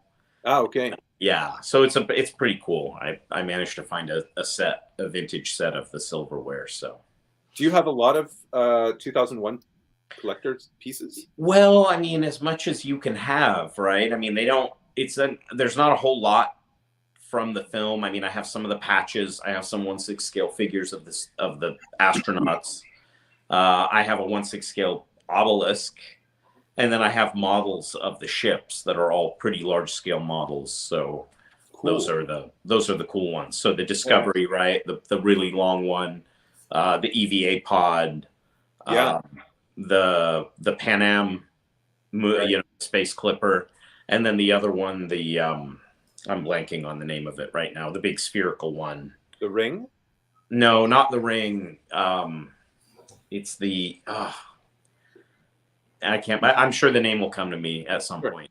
Call me at 3 a.m. when you remember. I'll let you know. Anyway, Yeah, so it's so they have some pretty cool. I love the designs from 2001. Not a lot of stuff remains. I mean, there's been some. The story is that Kubrick ordered everything to be destroyed, but the reality is, I think they just couldn't house the stuff. I mean, the original Discovery model, the studio model that they used, the really long one, that's the original studio model is 50 feet long, Oh shit. or a little more than that. Yeah, I mean, it's huge. Yeah. And so obviously nobody was going to pay to house those things in perpetuity. So they just Yeah. destroyed all of it. Rid of him. Yeah. Yeah, Michael getting romantic. Cheers, Mike. You porky pigging it, Mike? He's on mute. Denise says hello to everybody. Hi, Denise. They say hey. So Marcel, what have you got on the board back there? Oh yeah, are we good to go? Yeah. Gabe? Yeah. Let's hear. You want me to bring up your? I thought this would be kind of an interesting little story. There's some information here, bits to it that I think your view, all of us might take an interest in. It's kind of a convoluted little story. I guess you could say it started when the Disney Light and Magic show came out, and at the same time, the Icons on Earth show came out. Yeah. And if you guys recall, the Disney show was a really great show. Wasn't too controversial, and it was a great documentary that everybody could really easily enjoy. And there wasn't anything that you would expect, and no surprises from Disney. However, the Icons show really opened our eyes to some of the controversies and sort of drama, particularly with George Lucas and a lot of the stress that he went through. But yeah, you can just click through these. We all, I think, by now have seen this. And it had, lots of folks from the old days. Oh, sorry. That looks like something you might want there, Gabe. Yeah. Oh, David just posted that. Thanks, David. Yeah, look at that. Those like kind of copper. Yeah. And I like grays. Sorry. Mm-hmm. Oh, man. We'll go back and look at them right now. We roll with the weird. Right. Whoa. So yeah, the Icons on Earth show was quite interesting, and the main sort of revelation that came from it was Marcia Lucas's participation in Star Wars, and that her role in the show, and I'm specifically talking about the show because we start talking about my print, there are certain names I am not legally allowed to mention. So in the show, we learn a lot about Marcia and her role and how their relationship, her and George's relationship, kind of came to a close. No. But the main thing was, by the end of the show, how exciting it was, how challenging it was, how much, teamwork there was, how much stress George was under, how it affected their relationship. But the contribution that Marcia Lucas, who I will, at this point in time, I have to use a code name because I'm not allowed to mention her in regards to anything outside of the show for legal reasons, which I don't even know. So I'll just call her the Force Queen from now on. So in the show, what the revelations that we learned, a couple of them were pretty significant. One was that by the final, right before the final cut of the show, as I'm sure you all remember, George made an executive decision to remove the Force from Star Wars. But our Force Queen decided to leave it in. And this was pretty significant. I mean, I think that goes without saying. And of course, the main Force user in the show was Obi-Wan, whom she decided it would be more effective and narratively transformative to the film to have him die. And his death would be significant because this would elevate one of the main characters in the film, which is the Force itself. And he, from the realm of the Force, would guide Luke through the attack on the Death Star. Yeah. And so what I had asked around about our Force Queen's most influential, where she was had the most influence on the show, and the general consensus was her work on the attack on the Death Star at the end of the film. So what had happened was, when I watched the show, I became extremely excited at the thought of, if you could just back up a little bit there, Gabe, to Brian. Yeah, we'll just stop at Brian there. At the end of the show, I thought, well, wouldn't it be really interesting to do a signature series with the Force Queen? Again, I apologize, I can't mention her name. Why? Why? It's a legal request from her. There's only I can give you one more detail, and I'll give you that in a minute. So after the show, I thought doing a signature series would be really cool. So I contacted the director of Icons on Earth, Brian. That's him right there. So at the time when I contacted him, Brian was actually in Japan. And of course, as you guys know, I used to live there. So we started talking about his trip there, and I was advising him on, some things that he could do.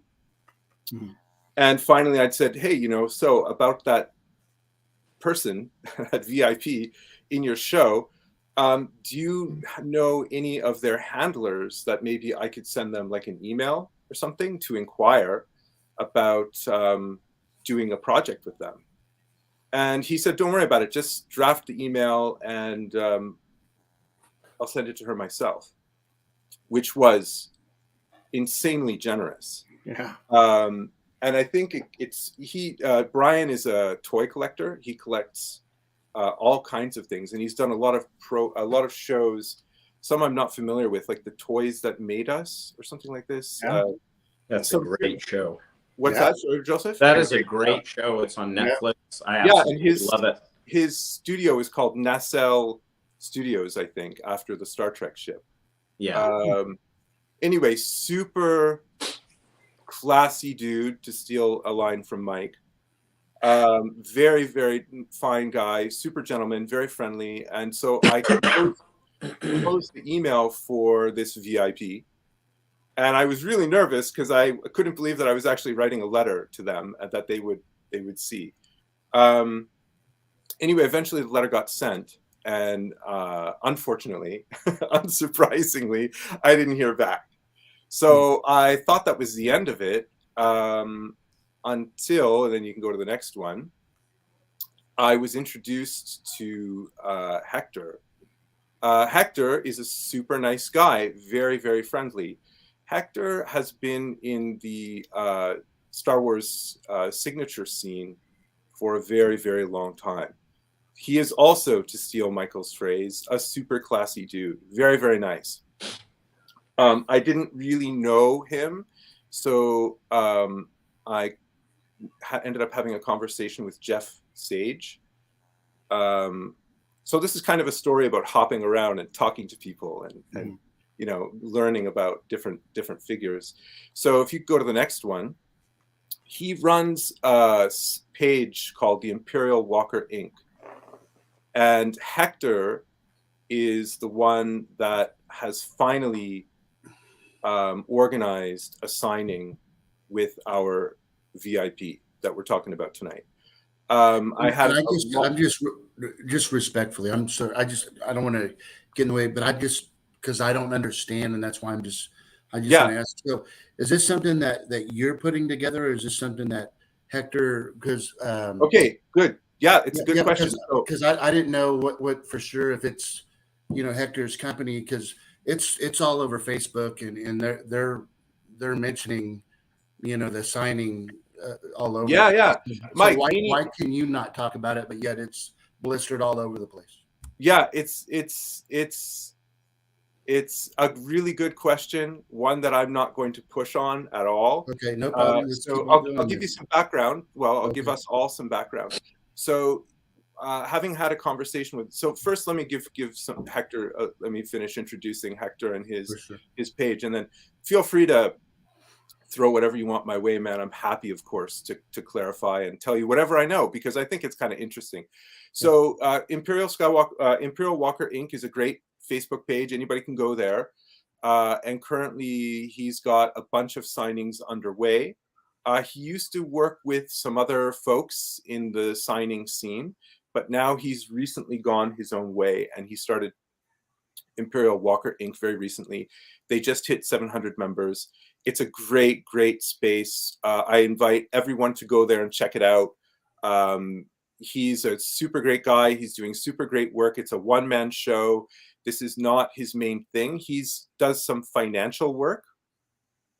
This has always been a hobby for him. So yeah, Hector, super nice guy. Talked to Jeff. Jeff was like, yeah, he's a great guy. Of course, we all know Jeff is the go-to signature guy in our scene here. Yeah, you can go to the next one. Here's just a little bit. He informs people, when you ask for a signature, this is what you can expect. If you have hopes for a whole sentence, oftentimes these people will only write very short, small things, and oftentimes you won't be able to get what it is that you want, but he tells everybody that he'll try the best that he can. So Michael, to answer your question, our VIP requested specifically to Hector, for their own reasons which have not been explained, that their name only be used with his page only. That's it. I have not asked for any explanation. It's just that is their preference. I understand. The thing that I kind of got picked up from Hector and his sort of details was that this individual is very much accustomed to being on their own, and they are very cautious about how they feel they want their name to be used, basically. Yeah. Right? If you think about your own name, it's connected to your family, and maybe you would want to have some parameters set. So that's what this. That's what going to the Star Wars community, no matter what, whether they're being put on plaques on somebody's helmet or whatever it may be. Yeah, it's super interesting. So for both Hector and myself, it's kind of tied our hands behind our back, because outside of our immediate space, we can't say what's going on. And so that's why I found out that we could communicate their name through direct mail. Again, why? Their specifications, not mine. So we put out a newsletter saying that, this is what's happening. And a lot of people have responded to it really, really well. We've gotten a lot of positive response. So I want to give you a little bit more information. Well, anyway, I hope this is clear. So the reason why we chose this print to accompany it is because the Red 5 helmet is because it seemed to best embody everything that had gone into the film, that represented the significant changes that oh yeah, this is a picture of Hector's table for signing. He's got like a stack of Phil Tippett books there and all kinds of photographs and stuff like that. He's super, super busy. So I know this is kind of all over the place, but anyway, we selected the Red 5, because it just seemed everything came together in that final scene with Obi-Wan Kenobi being there, Obi-Wan Kenobi using the Force. She had made the decision to create the time element of the Death Star attacking Yavin 4, which, she edited the whole attack on the Death Star. So she had a huge narrative responsibility for making Star Wars what it is. So we felt that this best represented what it was that our VIP represented in the show and the whole original trilogy. So under the circumstances, everything was happening very, very fast. And so why did we want to screw up our schedule and throw this together? Well, in 2019 was the first signing that was supposed to happen. And it took, I think it was 5 or 6 years. And it fell apart at the very last minute because some specific criteria was not followed properly. And then this signing has taken 3 years-ish to organize. This will probably be kind of the one time that this is going to happen. It's kind of unlikely that it will happen again. So we rushed this together, and I've been in touch with Hector just to make sure that everything is in order. And are you okay, Mike? Yeah, I just can't believe what these people are posting right now. Oh, is it? Yeah. It's like, fuck. Right? Okay. It's awesome though, right? I mean, you get right. to kind of laugh about it, right? Yeah, dude. But you got to respect people's wishes. For sure, dude. That's what I'm trying to do. There's nothing wrong with that, dude. Yeah, you respect. So this is the first thing that we put out there. This is the first example. Thanks for putting that up, Gabe. It's our black and white 30 by 40 edition. It will come with a signed plaque. And because when we did the Ralph McQuarrie Vader concept with the white and the black background, we also have an edition with the black background as well. So we are super, super excited about putting this out. We have a bunch of orders that are in already. And I just wanted to give you guys some information about how the sort of signing thing works. As our VIP is going through Hector's page, all this data is available there. But the signature series on a first come, first serve basis, and they have a limited number of signatures that they are going to do. So it's really important to get your order in as quickly as possible when they go up. The orders close when the cap is reached. So what we are doing is for the plaque and the shipping and the signature, it's this is your deposit, and it's $370 CAD, which is $275 US. And this is your purchase for your plaque and your signature. It's important that I say that again for legal reasons. This is not something that I am selling to anybody. It's something that you are purchasing for yourself, and the print will come with that. The deposits that I have to put in are on December 8th, and the signing is going to happen in January. So again, this is just looking down here at my notes. Eventually, the balance will be due once everything is done and signed in February. So we're super, super excited about this. Again, it's I wish I could say their name. Honestly, this is driving me crazy. I mean, you don't have to. It's making me, well, it's weird to talk like without being able to say Gabe. It's just super weird. Anyway, just a couple more things that I wanted to share with you guys about it. This piece here is really important to me because it was the first one that I ever did. And when I had done this piece, I was in a really kind of a dark place. Before we came back from Japan, as you guys might recall, Nancy was misdiagnosed with cancer.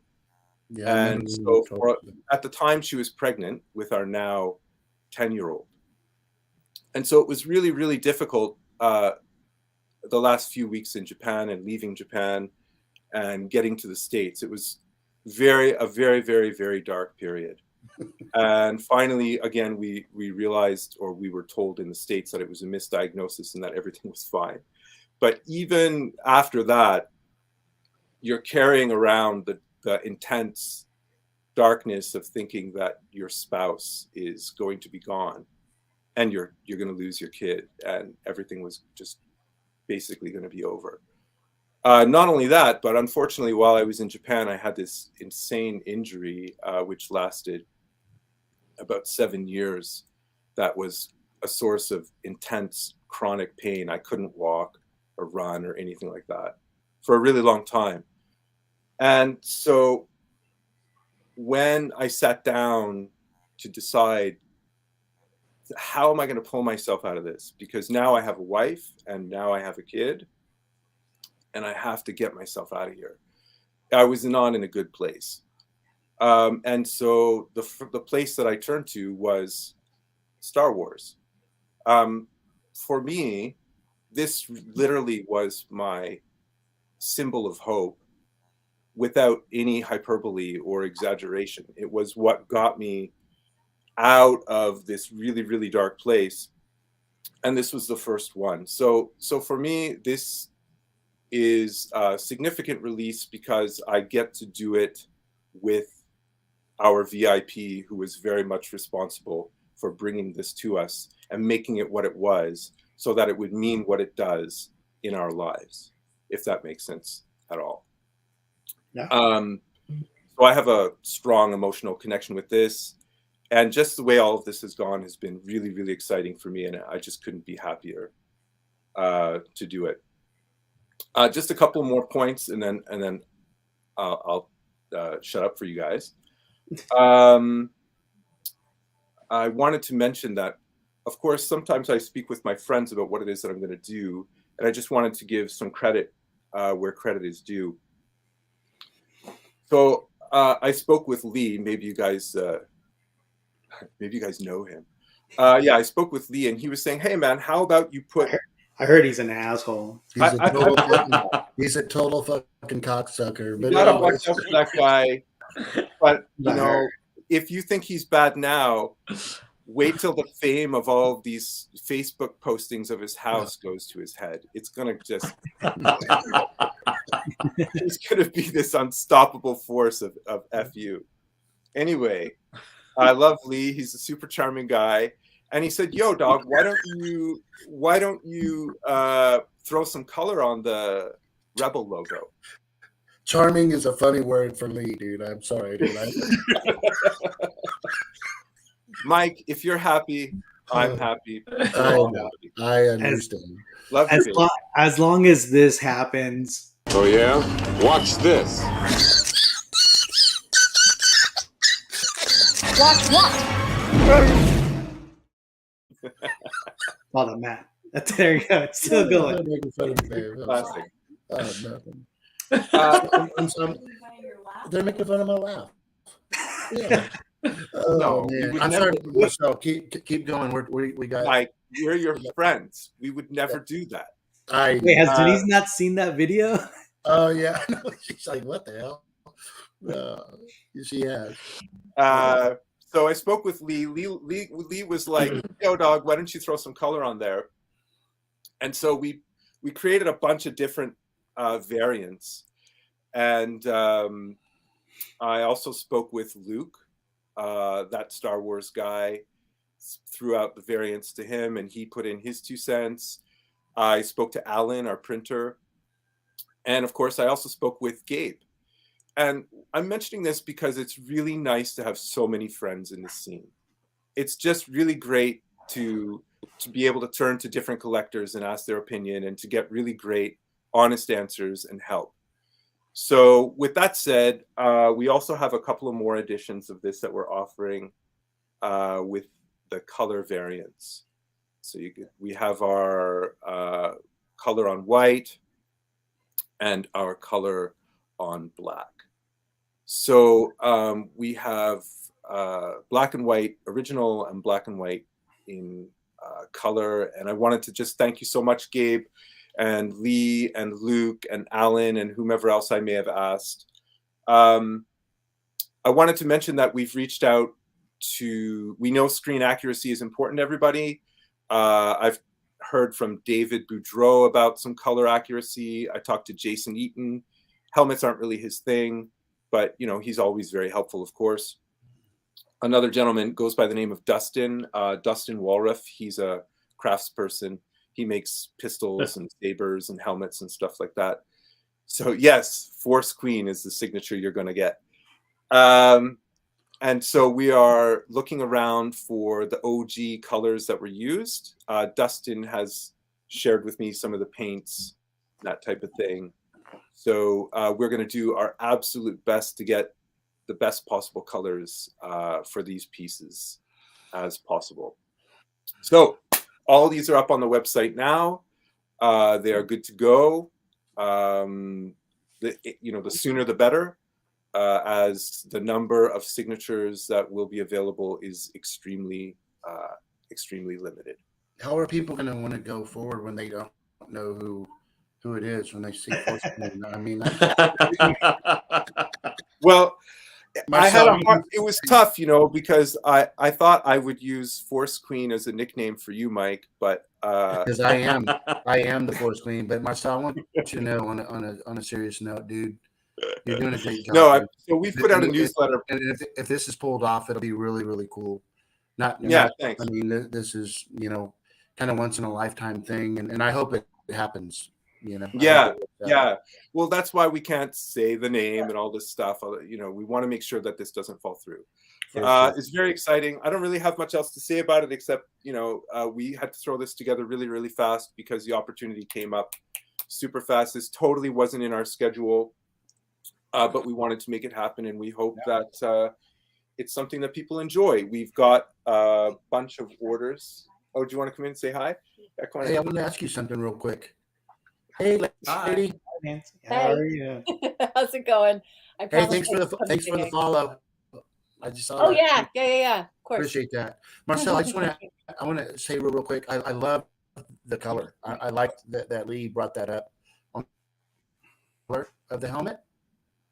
Is that something that y'all like the adding the reds and the yellows? Did you paint that in, or is that something that's superimposed in on your original paint? So our guy Alan has to drop that in. I wanted to paint it in, but the timing on this has been the window is way too short. So for just for the artists out there, if you're able to add something to an existing print like on your own in the studio, it's very, very good for collectors and clients. They really, really appreciate that if and when you can do that by hand. But I just don't have time. I don't have time to collect the paints. This hasn't even been shot yet. So I got to take it to Vancouver. It's got to get shot. There's way too much stuff that would have to happen flawlessly, and nothing really ever goes flawlessly for me to be able to do that. Gotcha. and meet the demands of when we got to get this out and ready to go and stuff like that. Well, I think it's a great thing because I think we talked about this early on, right? It's because it is a once in a lifetime thing, possibly, right? Mm-hmm. And seems that way. And a lot of people, including myself, I was like, I kind of want her autograph. I feel like I need that autograph, but I was like, what would I get signed? And I think what you're providing is kind of an excuse, right? To go out and get, and not only to get her autograph, but get your awesome print. And for the people that already are collecting your prints, is just an extra added bonus to have that plaque. Because you're also going to obviously offer them without the plaque, right? That's right. Yeah, they're up on the site now. Yeah. Right. You can grab them with the plaque. Okay, love you. We can, and I love you guys too. We can, yeah, everything's up on the site. You can grab them with the signature or without. We wanted to be able to offer them before Christmas and stuff like that. But again, this was completely parachuted into our schedule. Yeah. Where it's totally out of our hands. Like I said, this hasn't even been shot. Yeah. So we'll get them out as soon as possible. And if somebody's like super insane about getting it done and wanting it maybe for Christmas, I can't make any promises. Send Nancy an email and we'll see how soon we can get this shot and get things rolling. But right now, I just can't make any promises. No. Yeah. Yeah, and we did see it. I know you mentioned to go to Hector's group and all that. Yeah. He's going to have a bunch of photos for for people to pick from. But I think there's people like myself, where we're not photo people, right? Because like I think that the hardcore autograph collector group usually likes a photograph, right? Kind of autographed on their 8x10, 11 by whatever. But there's a lot of collectors that want either a plaque or things, right? Like autograph. And again, it was hard to pinpoint something that would represent the Force Queen, right? Like it is. It's super hard. Like what can I like in here? Like if I were to grab something, like what can I have the autograph? So again, that's why I was saying it's nice that you're providing this extra thing that like people could opt in for. Yeah, when he dropped the signature announcement, like out of the hundreds of people on his page, no one knew what to get signed.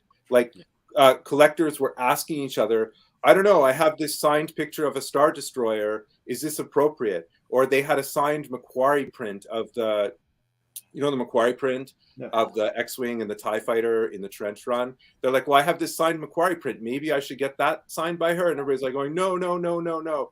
So some people bought off eBay like these old school random stickers that were in some sticker packs of the Force Queen from way back in the day. Don't ask me. Just go on his page and check it out. You'll see it's all there. Again, Hector is definitely somebody that you would probably very much enjoy having as a guest on your show.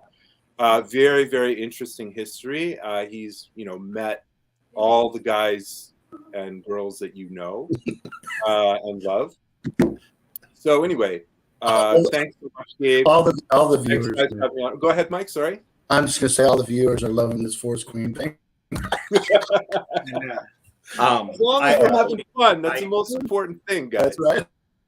I was going to say, at first when I saw that, Marcel, I wasn't exactly sure, what the connection was. I was like, wait a second, what does the X-Wing helmet have to do with? Right. But you're right. Well, one, now that you explain it, it makes total sense. Two, what in the world do you have signed by someone like that, right? But I actually had an idea that this is something that people might consider doing, assuming you can find it. I know a lot of companies have you ever seen those, they make these framed displays where they actually have the 35 millimeter film, like a couple of frames from the movie, and it's backlit. So they make some of those for Star Wars, and that would be a perfect thing to have signed by the editor, right? That's exactly what she's doing, right? She's cutting and splicing 35 millimeter film. That's a fantastic suggestion. Yeah. Right so after this. For people who are searching for something out there, that to have signed. Because that's a really hard thing. It certainly is. Yeah. Anyway, it's been great. It's been a wonderful experience for me. It's a great opportunity, and thank you guys as always. It's so generous of you to have me come on and share this stuff with everybody. I really appreciate it. Of course. Thanks. Well, good to see you, Marcel. Well, the other thing that we didn't really talk about, did we talk about this last week? Is the finale of Andor? Yeah, no. We didn't. What'd you guys think? I think it's okay to talk about, right? Is it still absolutely it's okay. Absolutely. No, I don't know. Why wouldn't it be okay? It's been all over Facebook at least. Yeah, I think everybody must have seen it by now. The people who are like watching the series, if they haven't seen it by now, it's their fault. If you haven't seen it, turn off our stream right now. But what did you guys think? I personally, I'm one of those rare people, for my own reasons, that enjoyed this show from beginning to end. Wow, that's big from David. I did not have a problem with any of it. A lot of people complained. I don't need to recount all the things that people complained about, but mainly people complained about the pacing. Some people complained about irrelevant characters and the lack of Jedi or Force users and stuff like that. I loved the show from beginning to end. I thought it had achieved what it had set out to do, which was very limited in scope. But what it had set out to do, I think they executed perfectly. If you want me to talk, I can talk about the whole season or just the final show. Gabe, No, I was just trying to get just some kind of, everything just the season finale. I think because I loved the season finale. Yeah. I thought it was intensely emotional, and perfectly executed. I loved it. I thought it was great. Yeah. Yeah, but a lot of people are not me. Sorry, Joseph.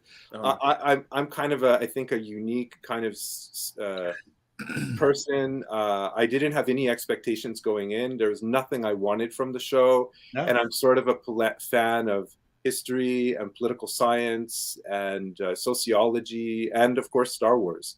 So for me, it had all of these interesting elements in it, which I thought was really good. Sorry, Joseph. No, I was just going to say I feel the same way. I think it was beautifully done. I really enjoyed the whole series. I think it's one of the best of the Disney, era Star Wars, productions. And I enjoyed it a lot. The last episode was not like it was a season finale. It wasn't a series finale. So it probably lacked the punch that you would expect, but it was just kind of like one of these things, like you kind of want to see the next episode. I don't want to wait 2 years, for that's crazy. them to pick up where they just is that what it's supposed to be? 2 years? Is that the whole deal? 2 years? Well, like they just started filming now. They just started filming season 2. So I mean, what is it going to be? It's probably going to be a year and a half. Yeah, one of the reasons for that, if you don't mind me interjecting, is most of the directors on season 1 were booked already for whenever they were scheduled to do season 2. And one of the interesting things about having all these streaming services is a lot of directors and producers are busy. They're just not around. So Tony Gilroy had stated that he needed to wait until a director that he wanted was going to be available. So that's part of the delay. Well, it's interesting that you say that, because I've just been watching, there's a guy on YouTube who does these retrospectives of film franchises, and he had done a whole series on all the Star Wars or Star Trek series and films. And one of the things that he mentions in some of these films, he's like, they wanted to go have ILM do the special effects work for this, but ILM wasn't available, and because of the production deadlines, they had to use someone else. And I was thinking to myself, I mean, why would you do something like that? Why would you use some subpar, VFX crew to make your film? Why not just push the deadline out? But, that's not how the studios operate. But in these cases, Disney has the luxury of doing that, right? They can say, well, the director we want isn't available, so we're just going to wait. Yeah. I really, I'll wait for my 2 cents. But real quick, what David said, I think is absolutely correct when it comes to it'd have been cool to see a little bit more troopers and a variety of different even if it's the same droids and I think it'd be really cool if they could jump out with some stuff that you never got to see in the original, like some of the toys that came out or some of the drawings that McQuarrie did that was never in the films. This is an opportunity to just have some good background, cool little characters. Well, they did that though with the Colin Cantwell. Absolutely, you're right. But it'd have been cool if there was just maybe one more of that. At least each episode. Yeah, I mean, but at this point, I mean, that's like nitpicky stuff compared to like. You're right. You know what I'm saying? Like compared to Book of Boba Fett. Book of Boba Fett. Right? Holy crap! Right. But I think the storyline was great. The character development was great. The fact that I think about when that little what's his name? BMO, when he got flipped over. Yeah. Where everyone's like, wait, what the hell? Like, how dare you, that little droid? Like, we fell in love with this little droid, and he's only in it a couple minutes throughout the whole series. And just the fact that they put so much emotion behind this little droid, and you kind of felt for him. Like, he misses his mom. He misses, Andor. Like, It's just And like, mind you, what was the only other Disney Star Wars movie where they made you emotionally connect with a droid like that? It was Rogue One. It was K2SO. K2SO, yeah. Oh, when he dies, right? Yeah. Yeah, that So- sucks. Way to spoil it for people, Michael. Yeah. I know.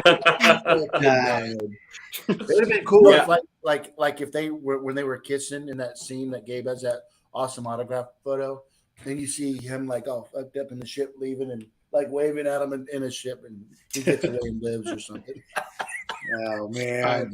And lives on a deserted island as a droid. You know, it's pretty cool. I just love, like, for me, you know what, I'm kind of, the way I was looking at this series at one point, kind of like what is it called, the butterfly effect, what is that, right? Where it's like one thing shifts and then it kind of just creates this whole thing, right? Well, I was watching this series through that lens, because obviously we know the end, right? We know what happens at the end, and in fact we know kind of two endings, right? We know what happens at the end of Rogue One, but then further, we know what happens at the end of Return of the Jedi.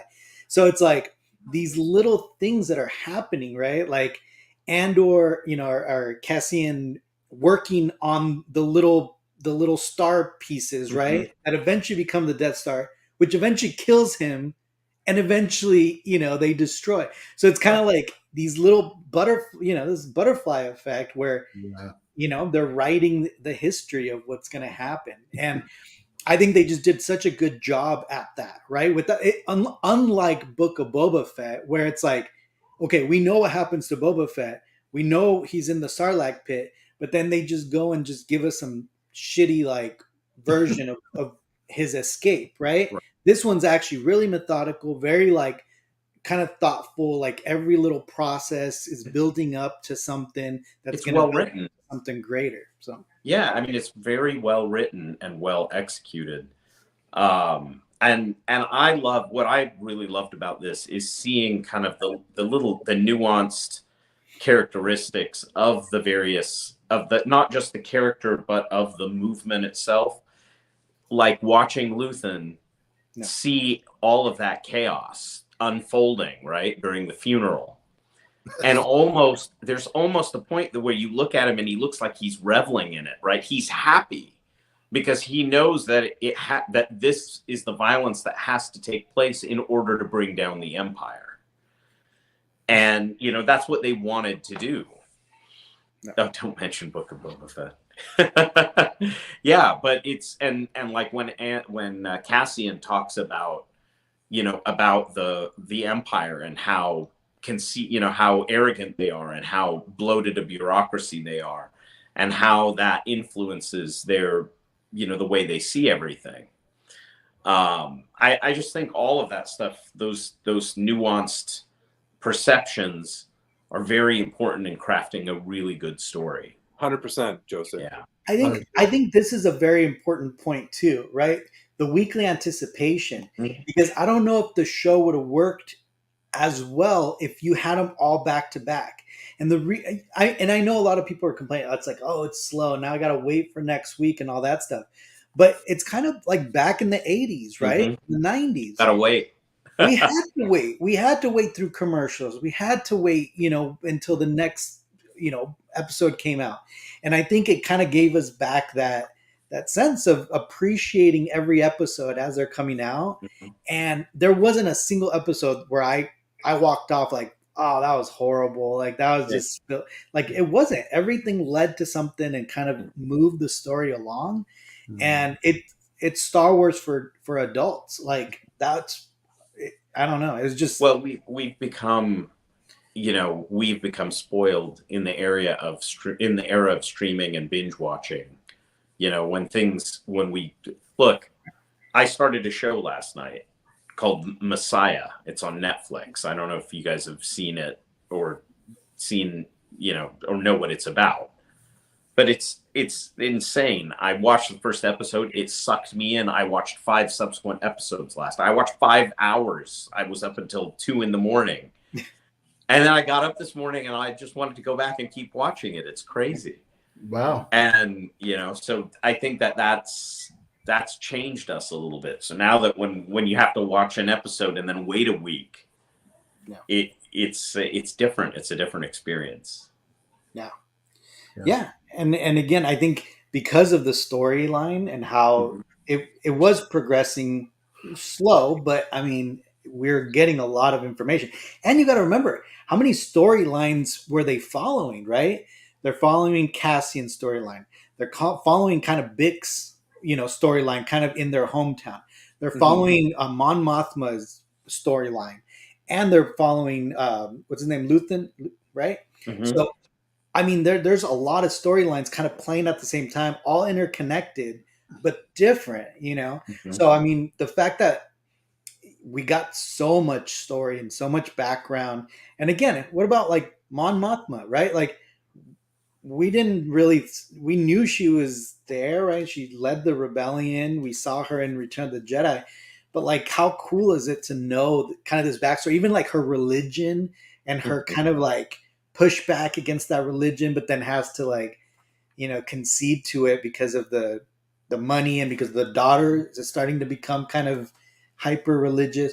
I mean, all those things, Well, they're it's deep for Star Wars. These are very deep deep, and concepts. it's amazing to see how much all of these people, like what they're sacrificing, what they're willing to I mean, this Mon Mothma is going to sacrifice her own Yeah, daughter.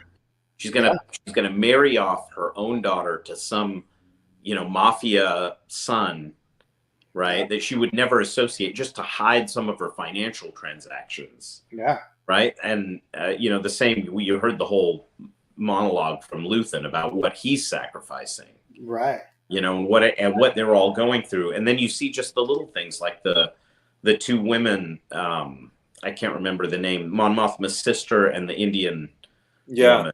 Oh yeah, You that's another. their relationship. I mean, how the what's the Indian girl's name? I can't remember her name. I thought it was Yeah, like Vi or something. I can't remember. Yeah, I'm but sorry. she's just like willing to, like, that relationship is secondary, right? right. Like she could care less. Her priority is the rebellion, Yeah, and the other one is totally the shunned girlfriend, and it's kind of heartbreaking to watch.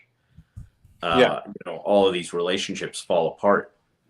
Well, because I wasn't really too sure what the show was going to be about, I did a bit of reading and some article reading, and one of the important things that the director had pointed out was that this was a show about, as authoritarianism increases, how does that change regular everyday people when it's getting amped up and they are more and more confronted with it.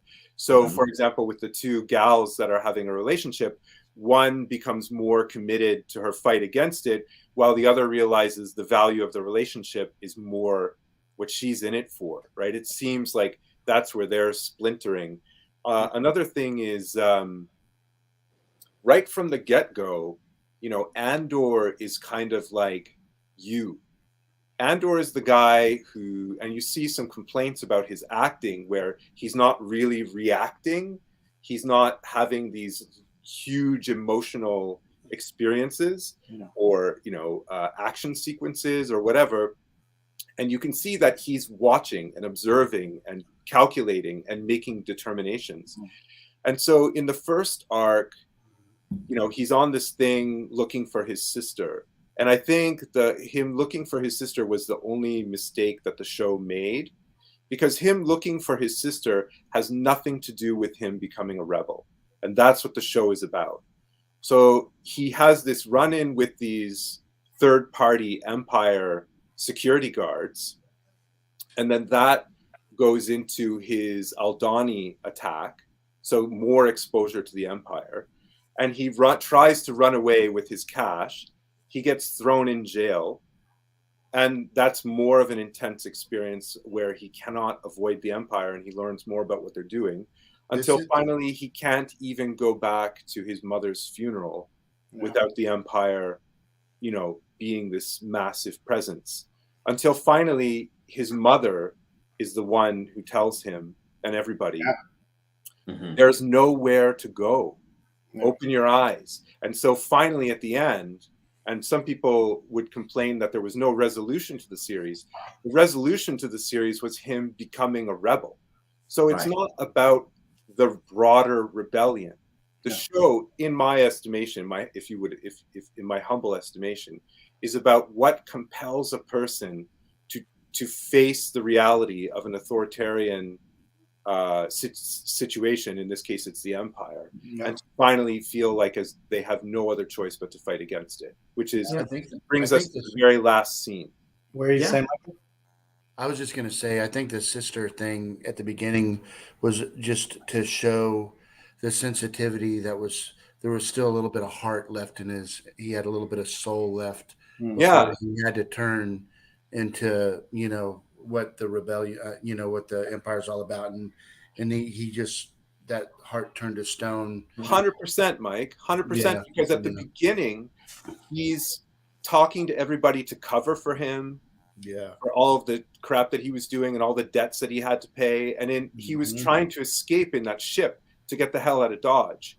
But by the end of the arc, by the end of the whole show, he's helping other people escape in the same ship he was trying to run away from the situation from. Right. So, Mike, I never thought of that. I thank you so much for mentioning it, because it does plant the seed that there is an element of humanity in him that has, is reserved for love. Well, I think now that you're bringing that topic up, if you really think about it through that lens, the whole arc, the whole series is kind of based around like kind of love, right? And like brotherhood, and like, because look, it starts off, yes, for the love of his sister, right? He's looking for his sister. Then the love for his mom, right? And that whole thing. And then the again, the relationship that he builds with the I wouldn't, love the droid, right? Well, he cares about everything but the rebellion. That's the whole show. Like Marcel said, the whole show is about him giving a shit about everything except for the rebel cause. Until he has no choice but to give a shit about the rebel cause in the end, right?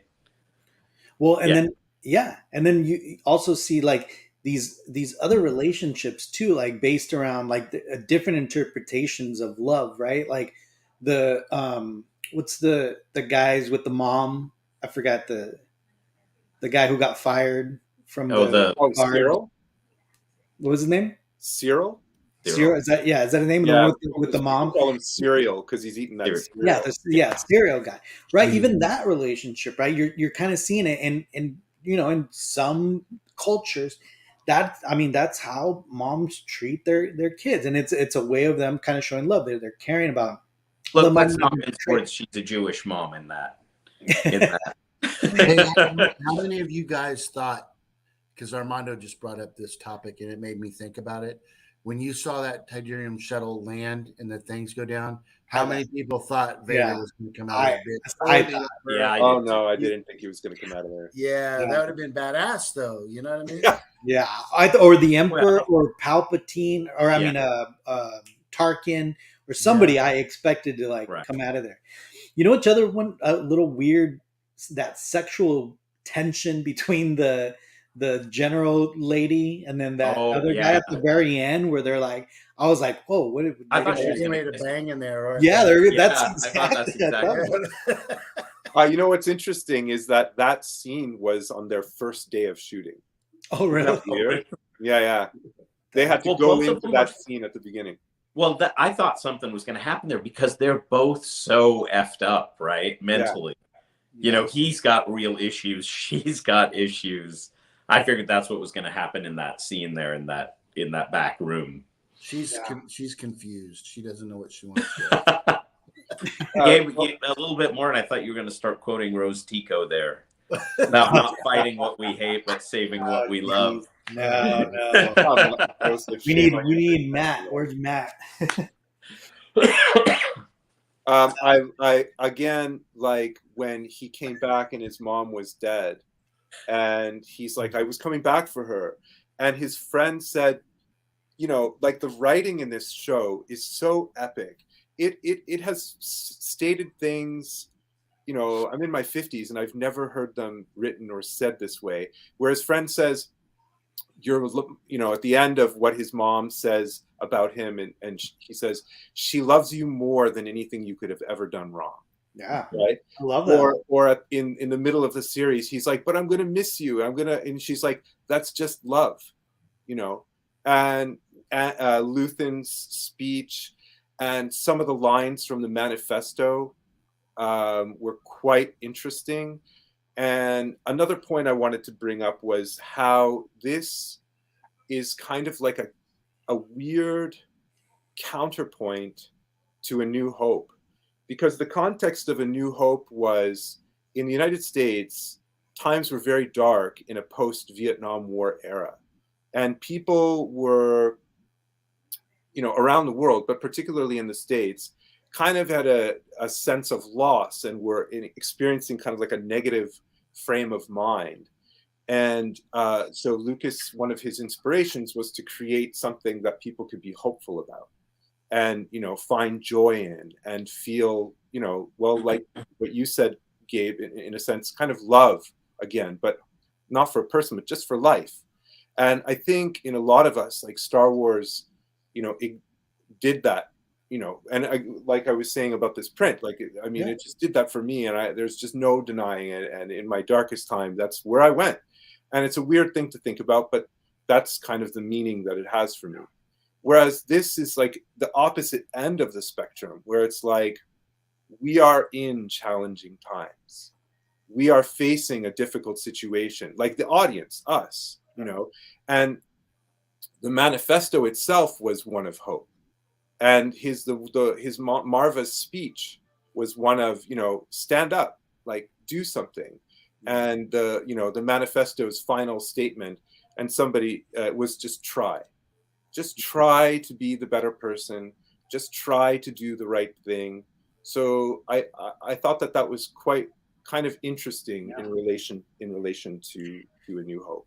There was one controversial thing that I was like, when they showed it, I like, my wife pointed it out, and I mean, I'd seen it, and I was like, that's actually kind of controversial if you think about it. But you got to be like a real Star Wars nerd to like really find it controversial. But showing that Aztec emblem, right, that stone chipped Aztec symbol in there, that's controversial because you're making Earth canon. So you're actually putting Star Wars Earth in Star Wars universe. And again, I think a lot of people like to separate it and be like, okay, it's fantasy. We're watching something that's not real in a different galaxy far, far away.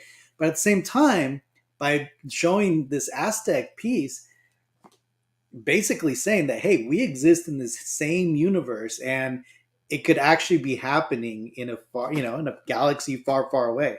What do you guys think about that? I thought it was weird. I saw that and I was like, what in the hell is that doing there? See, well, my first response to that is the same as Joseph's. My second response to that is there's Hebrew in a lot of the original trilogy on the saber helmet that Luke uses. It's a very and I mentioned this to you, we talked about this before. There's just a minorly modified version of Hebrew there. There's like a Daleth and a Gimel and kind of an Aleph, you know, if you know the Hebrew alphabet. So you see it right away. Like, it's not like, what is it, Arabesh, where there's no, is that the Star Wars language, Arabesh? How do you yeah. There's I think the stuff on Vader's chest plate is also Hebrew. Yeah, so I agree with you, Gabe, but it's not the first time anything like that. Yeah, but that one was pretty like, I mean, front and center. I mean, there's no mistaking, especially the little symbols around it. Well, I was looking at that and I was like, am I seeing that correctly? Is that Aztec? That's what I was looking at. It threw me. And then then they cut to the next scene and I was like, did I see? I was about to go back and like freeze frame it. Oh yeah, David Boudreau, he's saying when they have goats and they call them goats. That's another thing. Oh, see, I didn't even catch that. Did they? Well, but you know, we say that, but remember, like I think Han Solo in the original trilogy uses the term hell several times. Oh yeah, right. So, you know, now I know it says they're using it as an expression and not a place, but the expression comes from a place in human, you know, mythology. So, that's why, like in Star Trek, they always made a point never to swear, right? Because it would take you out of that, until of course now the new Star Trek, everyone's swearing and Oh, are they? Well, and then this one, not my Star Trek. well, this one said, what was it? Fuck, shit, right? It was Yeah, something. they swore too, I think. The I guy don't did. remember what the bad word was. Cyril's buddy was swearing. Yeah, Yeah, I don't. Yeah, when they were attacking the city in the first 3 episodes. Mm-hmm. Oh well, Mike, what do you think? Bro? You haven't said anything. It does exist. Howard. The what? I'm just listening, dude. Oh, Y'all are getting deeper than deep. On this makes sense, right?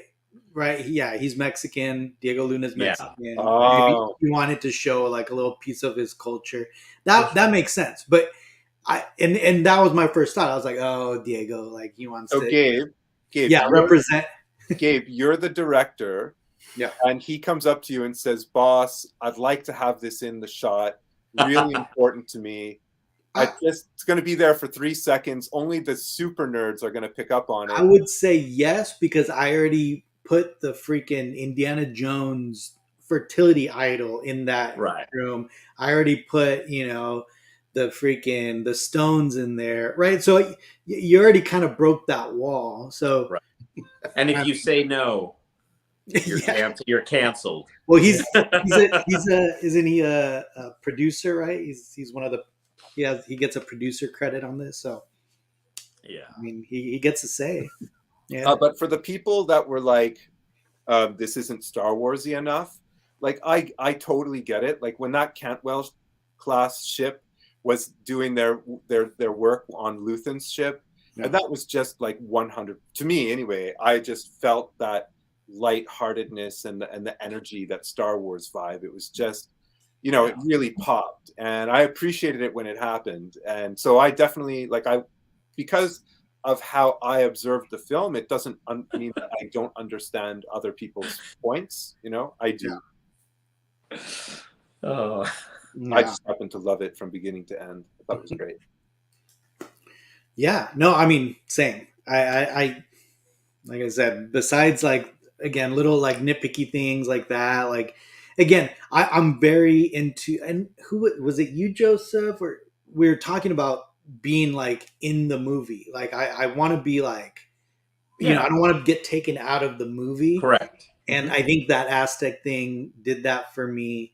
And I don't want to kind of bring this up, but The Last Jedi did, and that's why not because of the horrible movie that it was, but because it took me out of the movie so many times. The Your Mama joke? Yeah. That was the first time. As soon as that happened, I was out of the film. It took me out, and I was like, get me out of here. Right. I'll never forget the night we went to go see that movie, because I don't usually go see movies on the opening night showing, but all my friends wanted to go see Last Jedi on opening night. So we went at midnight, and we were sitting in the theater, and that mama joke came on, and I was just like, wait, am I in the right theater? Is this really happening? No. And then it was the whole movie was like that. We walked out of the theater and we were all dumbfounded, looking at each other. We couldn't say anything. No. And we were just like, wow, that movie sucked ass. hey, yeah. So real quick. Left Coast brought up, his favorite scene. So Gabe, out of this whole season of Andor, what is if you can think about it right now, but you guys all think about this, what's your favorite scene of the whole series so far? That's a good question.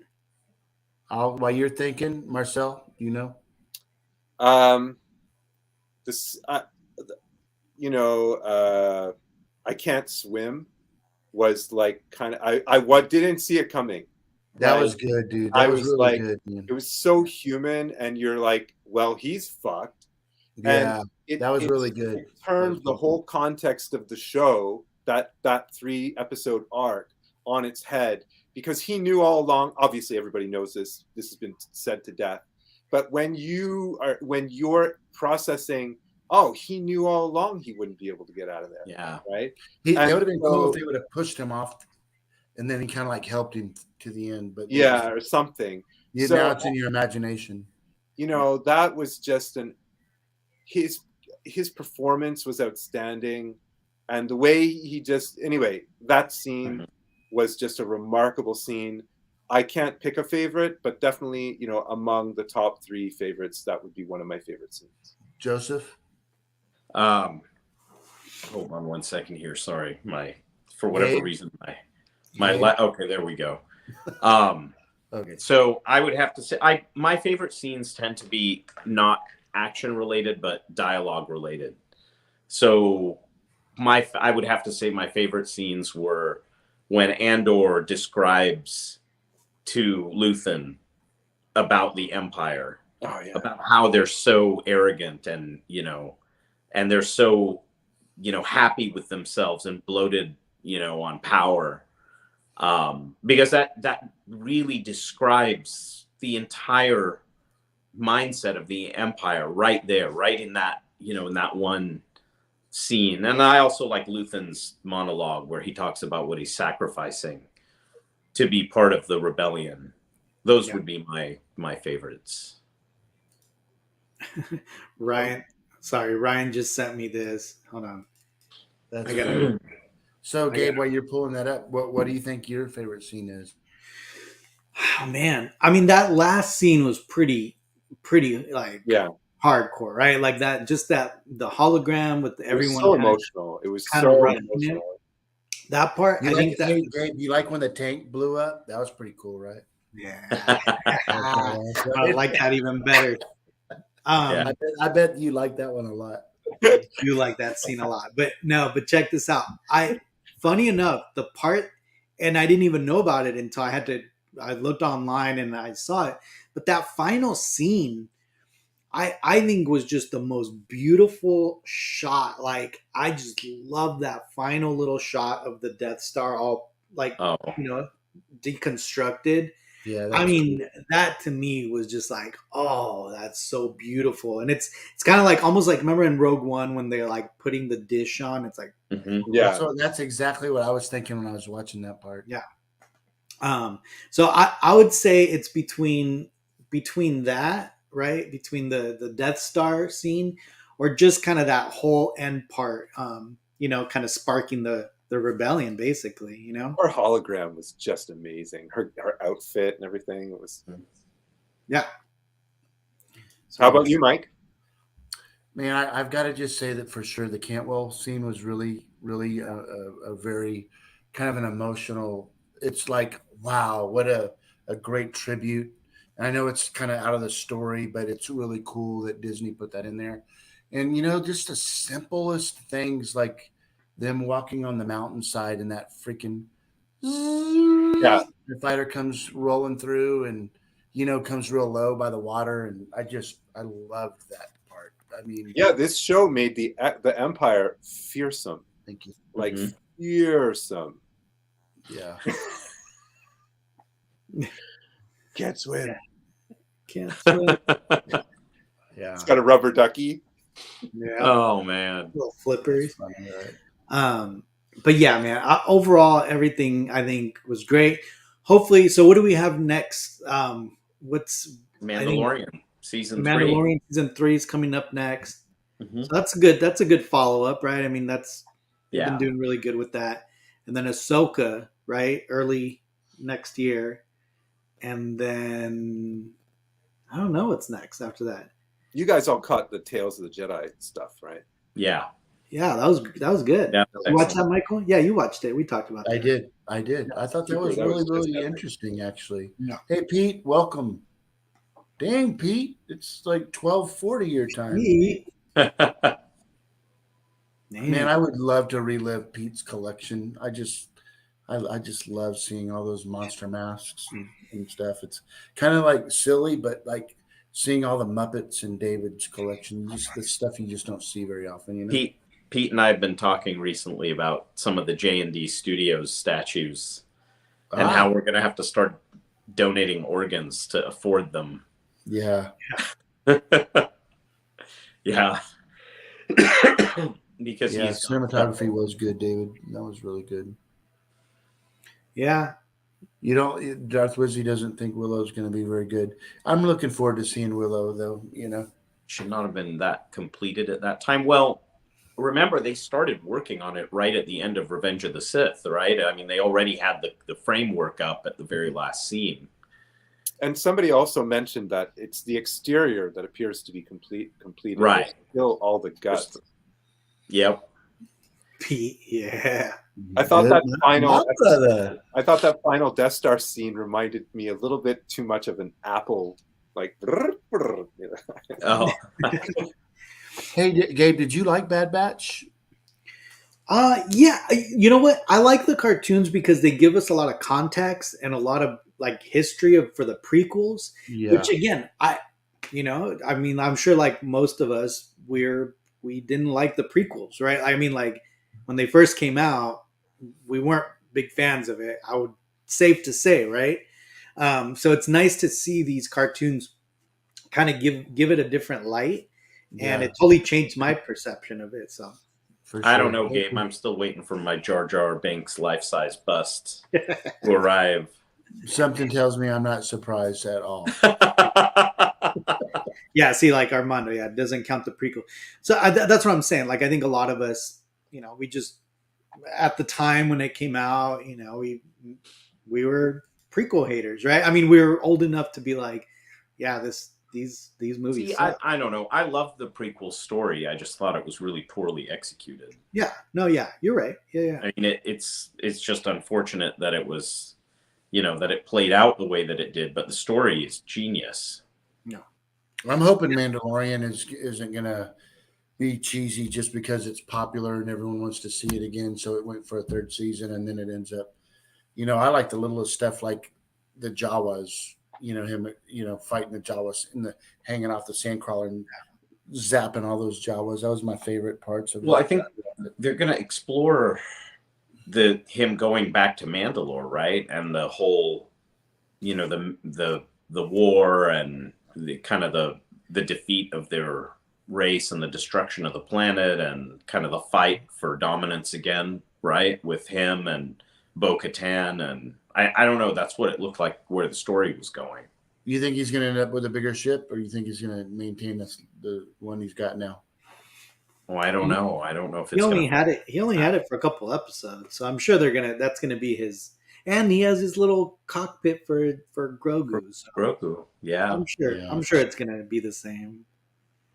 Mm-hmm. Yeah, I'm curious to see that whole battle for Mandalore and see how that plays out. That's interesting, and they're kind of newer character. I mean, they're not new because they're introducing in the cartoons, but like they're new to a lot of just old school Star Wars fans. So it's kind of cool to see all them develop. Yeah, I'm wondering if the Mandalorians will be sort of redoing, in a sense, the Luke Skywalker's hero's journey kind of thing, where he, when she kind of stripped him of his Mandalorian status and set him on this, mission, right, where he has to complete a certain kind of goal to achieve some sort of new level of Mandalorianness, similar to becoming a Jedi. Yeah, Ryan Brink makes a good point, right? They can't be bounty hunters with that ship. It's just so that's out of the question. Yeah, that's why I was wondering. Levko said, "Yeah, R5 is the new co-pilot." Is he really? Is he? I haven't known. Well, it'll be interesting to see where they take it. I'm excited to see what they do with it. Yeah, that's true. We might see Samuel Jackson. You never know. Yeah. So, but yeah, guys, this is a one-armed Samuel Jackson. I don't understand. Yeah, both hands gone. Yeah. One from a shark, one taken by a giant shark, and the other one taken by the Emperor. That's hilarious. You guys remember that movie? What is it called? The one where they're I forgot what it's called. Remember, there's a giant shark. Spaceballs. No. Oh, Samuel Jackson. It's a Megla.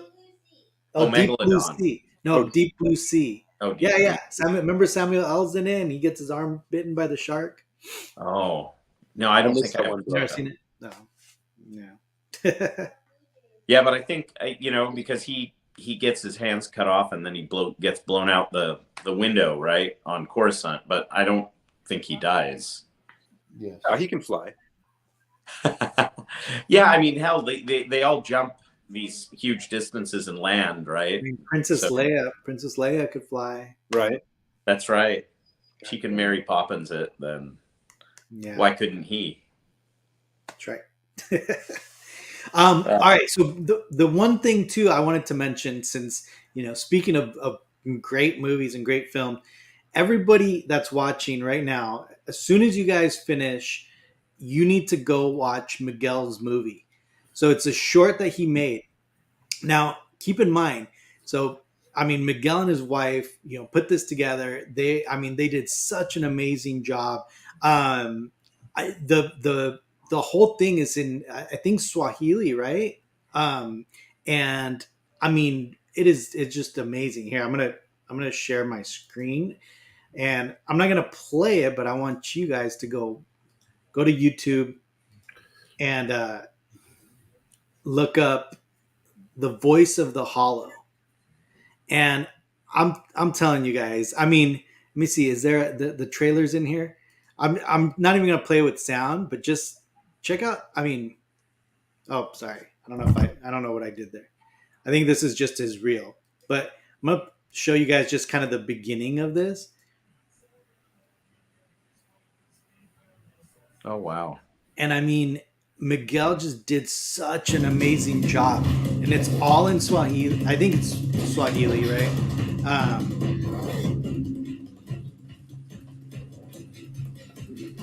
Man, Phil Tippett would be proud. Badass. Oh yeah. Well, remember Miguel worked under Phil Tippett for a while, right? Worked with Phil Tippett. Oh, I didn't realize that. Yeah, but I mean, like some of the, and I don't want to spoil it. So, but like some of these beautiful shots. Look at this. Like,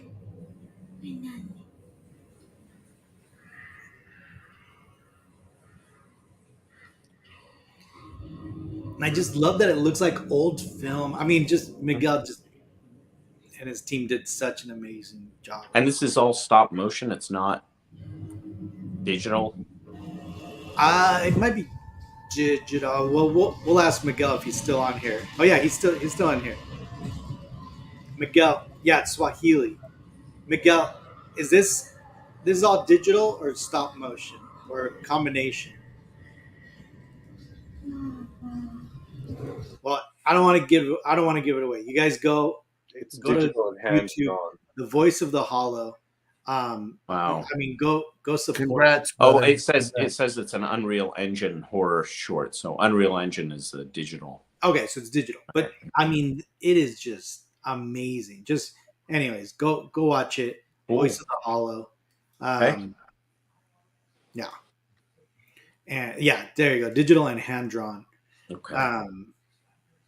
It just, he did such a great job. So definitely go over there and help him share it. And I think more people need to watch this. And Gabe, are you promoting artists again? Jesus. of course, always. Yeah. Hey, do you plan on like entering a film fest, or what's your plan with the film?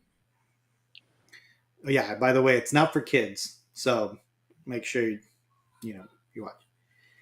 I guess I could just speak really briefly about it. So I did talk to Miguel about that, right? Because I asked about that.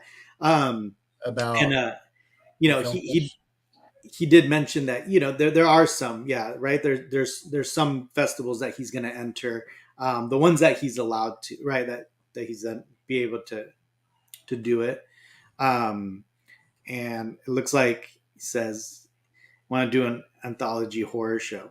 Yeah, Cool. that's cool. Cool.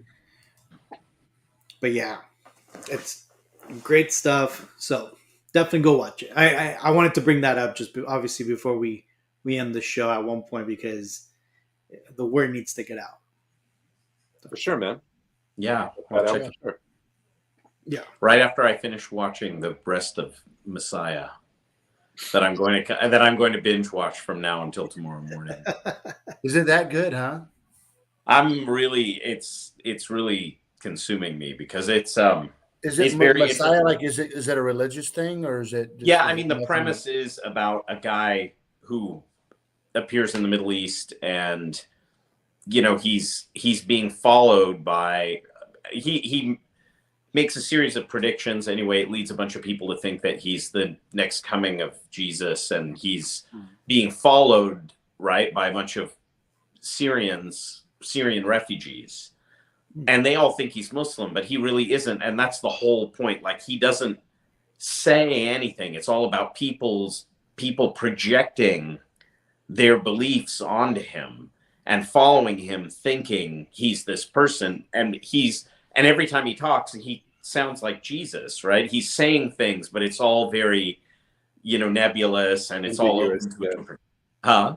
A bit ambiguous. It's all very ambiguous. So, and then he does these things that seem like miracles, but then they're in the background. There's this like explanation for what's going, like what happens. And then, you have the CIA tracking this guy because they just think he's another like Jim Jones, right? Like David Koresh and all the other list of people who, and so it's very interesting because the whole thing keeps you guessing as to like, because half the time you're thinking, oh, this guy is the Messiah. Like he is. And then, and then they interject with this, like, because he like appears in the United States, and then they find out that he was flown on a private jet from Jordan to Mexico and then crossed the border. But like, who flew him there? What's the private jet? Who's behind all this? So it's very interesting. Cool. I'm enjoying it a lot. Nice. Cool. I'm still trying to finish off the Pepsi. I want my jet. Oh yeah, the air. Oh yeah, what do you think That's of that? weird, so far? dude. Well- I think I'm on the last episode. What's funny, that's one of, in law school, that's one of the cases that are taught in contracts. It's like, it's a landmark case for contract law, about And they say that at the end of the series, right? Where they one of the like guys what's an offer and acceptance and all that in consideration, and like it's exactly what they teach you in law school, right? It's like, if you're gonna offer something and there's consideration, you accept it. There's a meeting of the minds, and that's the whole argument that in that show, right? Is that it had to have been satire, because there's no way anyone would actually believe you're gonna get a Harrier jet. But like, why would they? In context, when you watch that commercial, right. It's like, this costs this much, this costs this much, this costs this much. Like in context, and I get it. Like it's, this is just kind of just for argument's sake. But I mean, that's Pepsi's bad. That's their legal Right. and their marketing department's bad. Well, it's very interesting because they make those statements, right? Like, why is it when the commercial aired in Canada, they had a disclaimer, but when they aired in the United States, they didn't? It's almost like they did that on purpose. Subconsciously, they wanted people to believe that, yes, if they did, if they collected all these points, they could potentially get this. Yeah. So I feel like it's very misleading up front, but they could always fall back on, it was a joke. Like, how could anyone take this seriously? No. Right. But in reality, on a subconscious level, they wanted people to take it seriously. Yeah.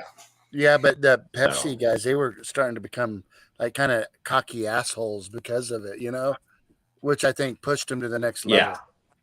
Yeah. Yeah. Everybody dies. Yeah. Canadians are weird. We have rules in Canada. Yeah. Well, but Gabe, I'd love to know what your take is on the judge's decision at the end, because obviously the judge had some biases too. Oh yeah. Yeah. Like right now? Well, no, I don't know, because we could talk. Yeah, we won't have time. We'll talk about it. Yeah, no, absolutely. Yeah, there's a couple of cases like that where it's like, they're controversial, right? And as far as like the holding and the implications of it, but Mhm. This one's a fun one. This one's like I think one of those ones that like it taught. I think it put everyone on notice. Like if you're gonna advertise, you better watch the fuck out. You know what I mean? Don't mess around.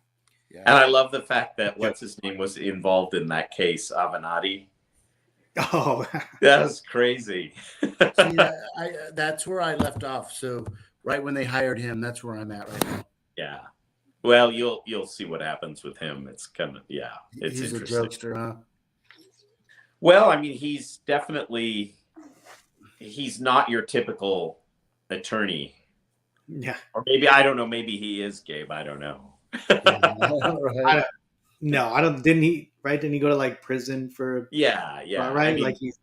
yeah, I mean, it seems like he basically just uses his law education as part of his, MO for other opportunities. Yeah, He's a grifter.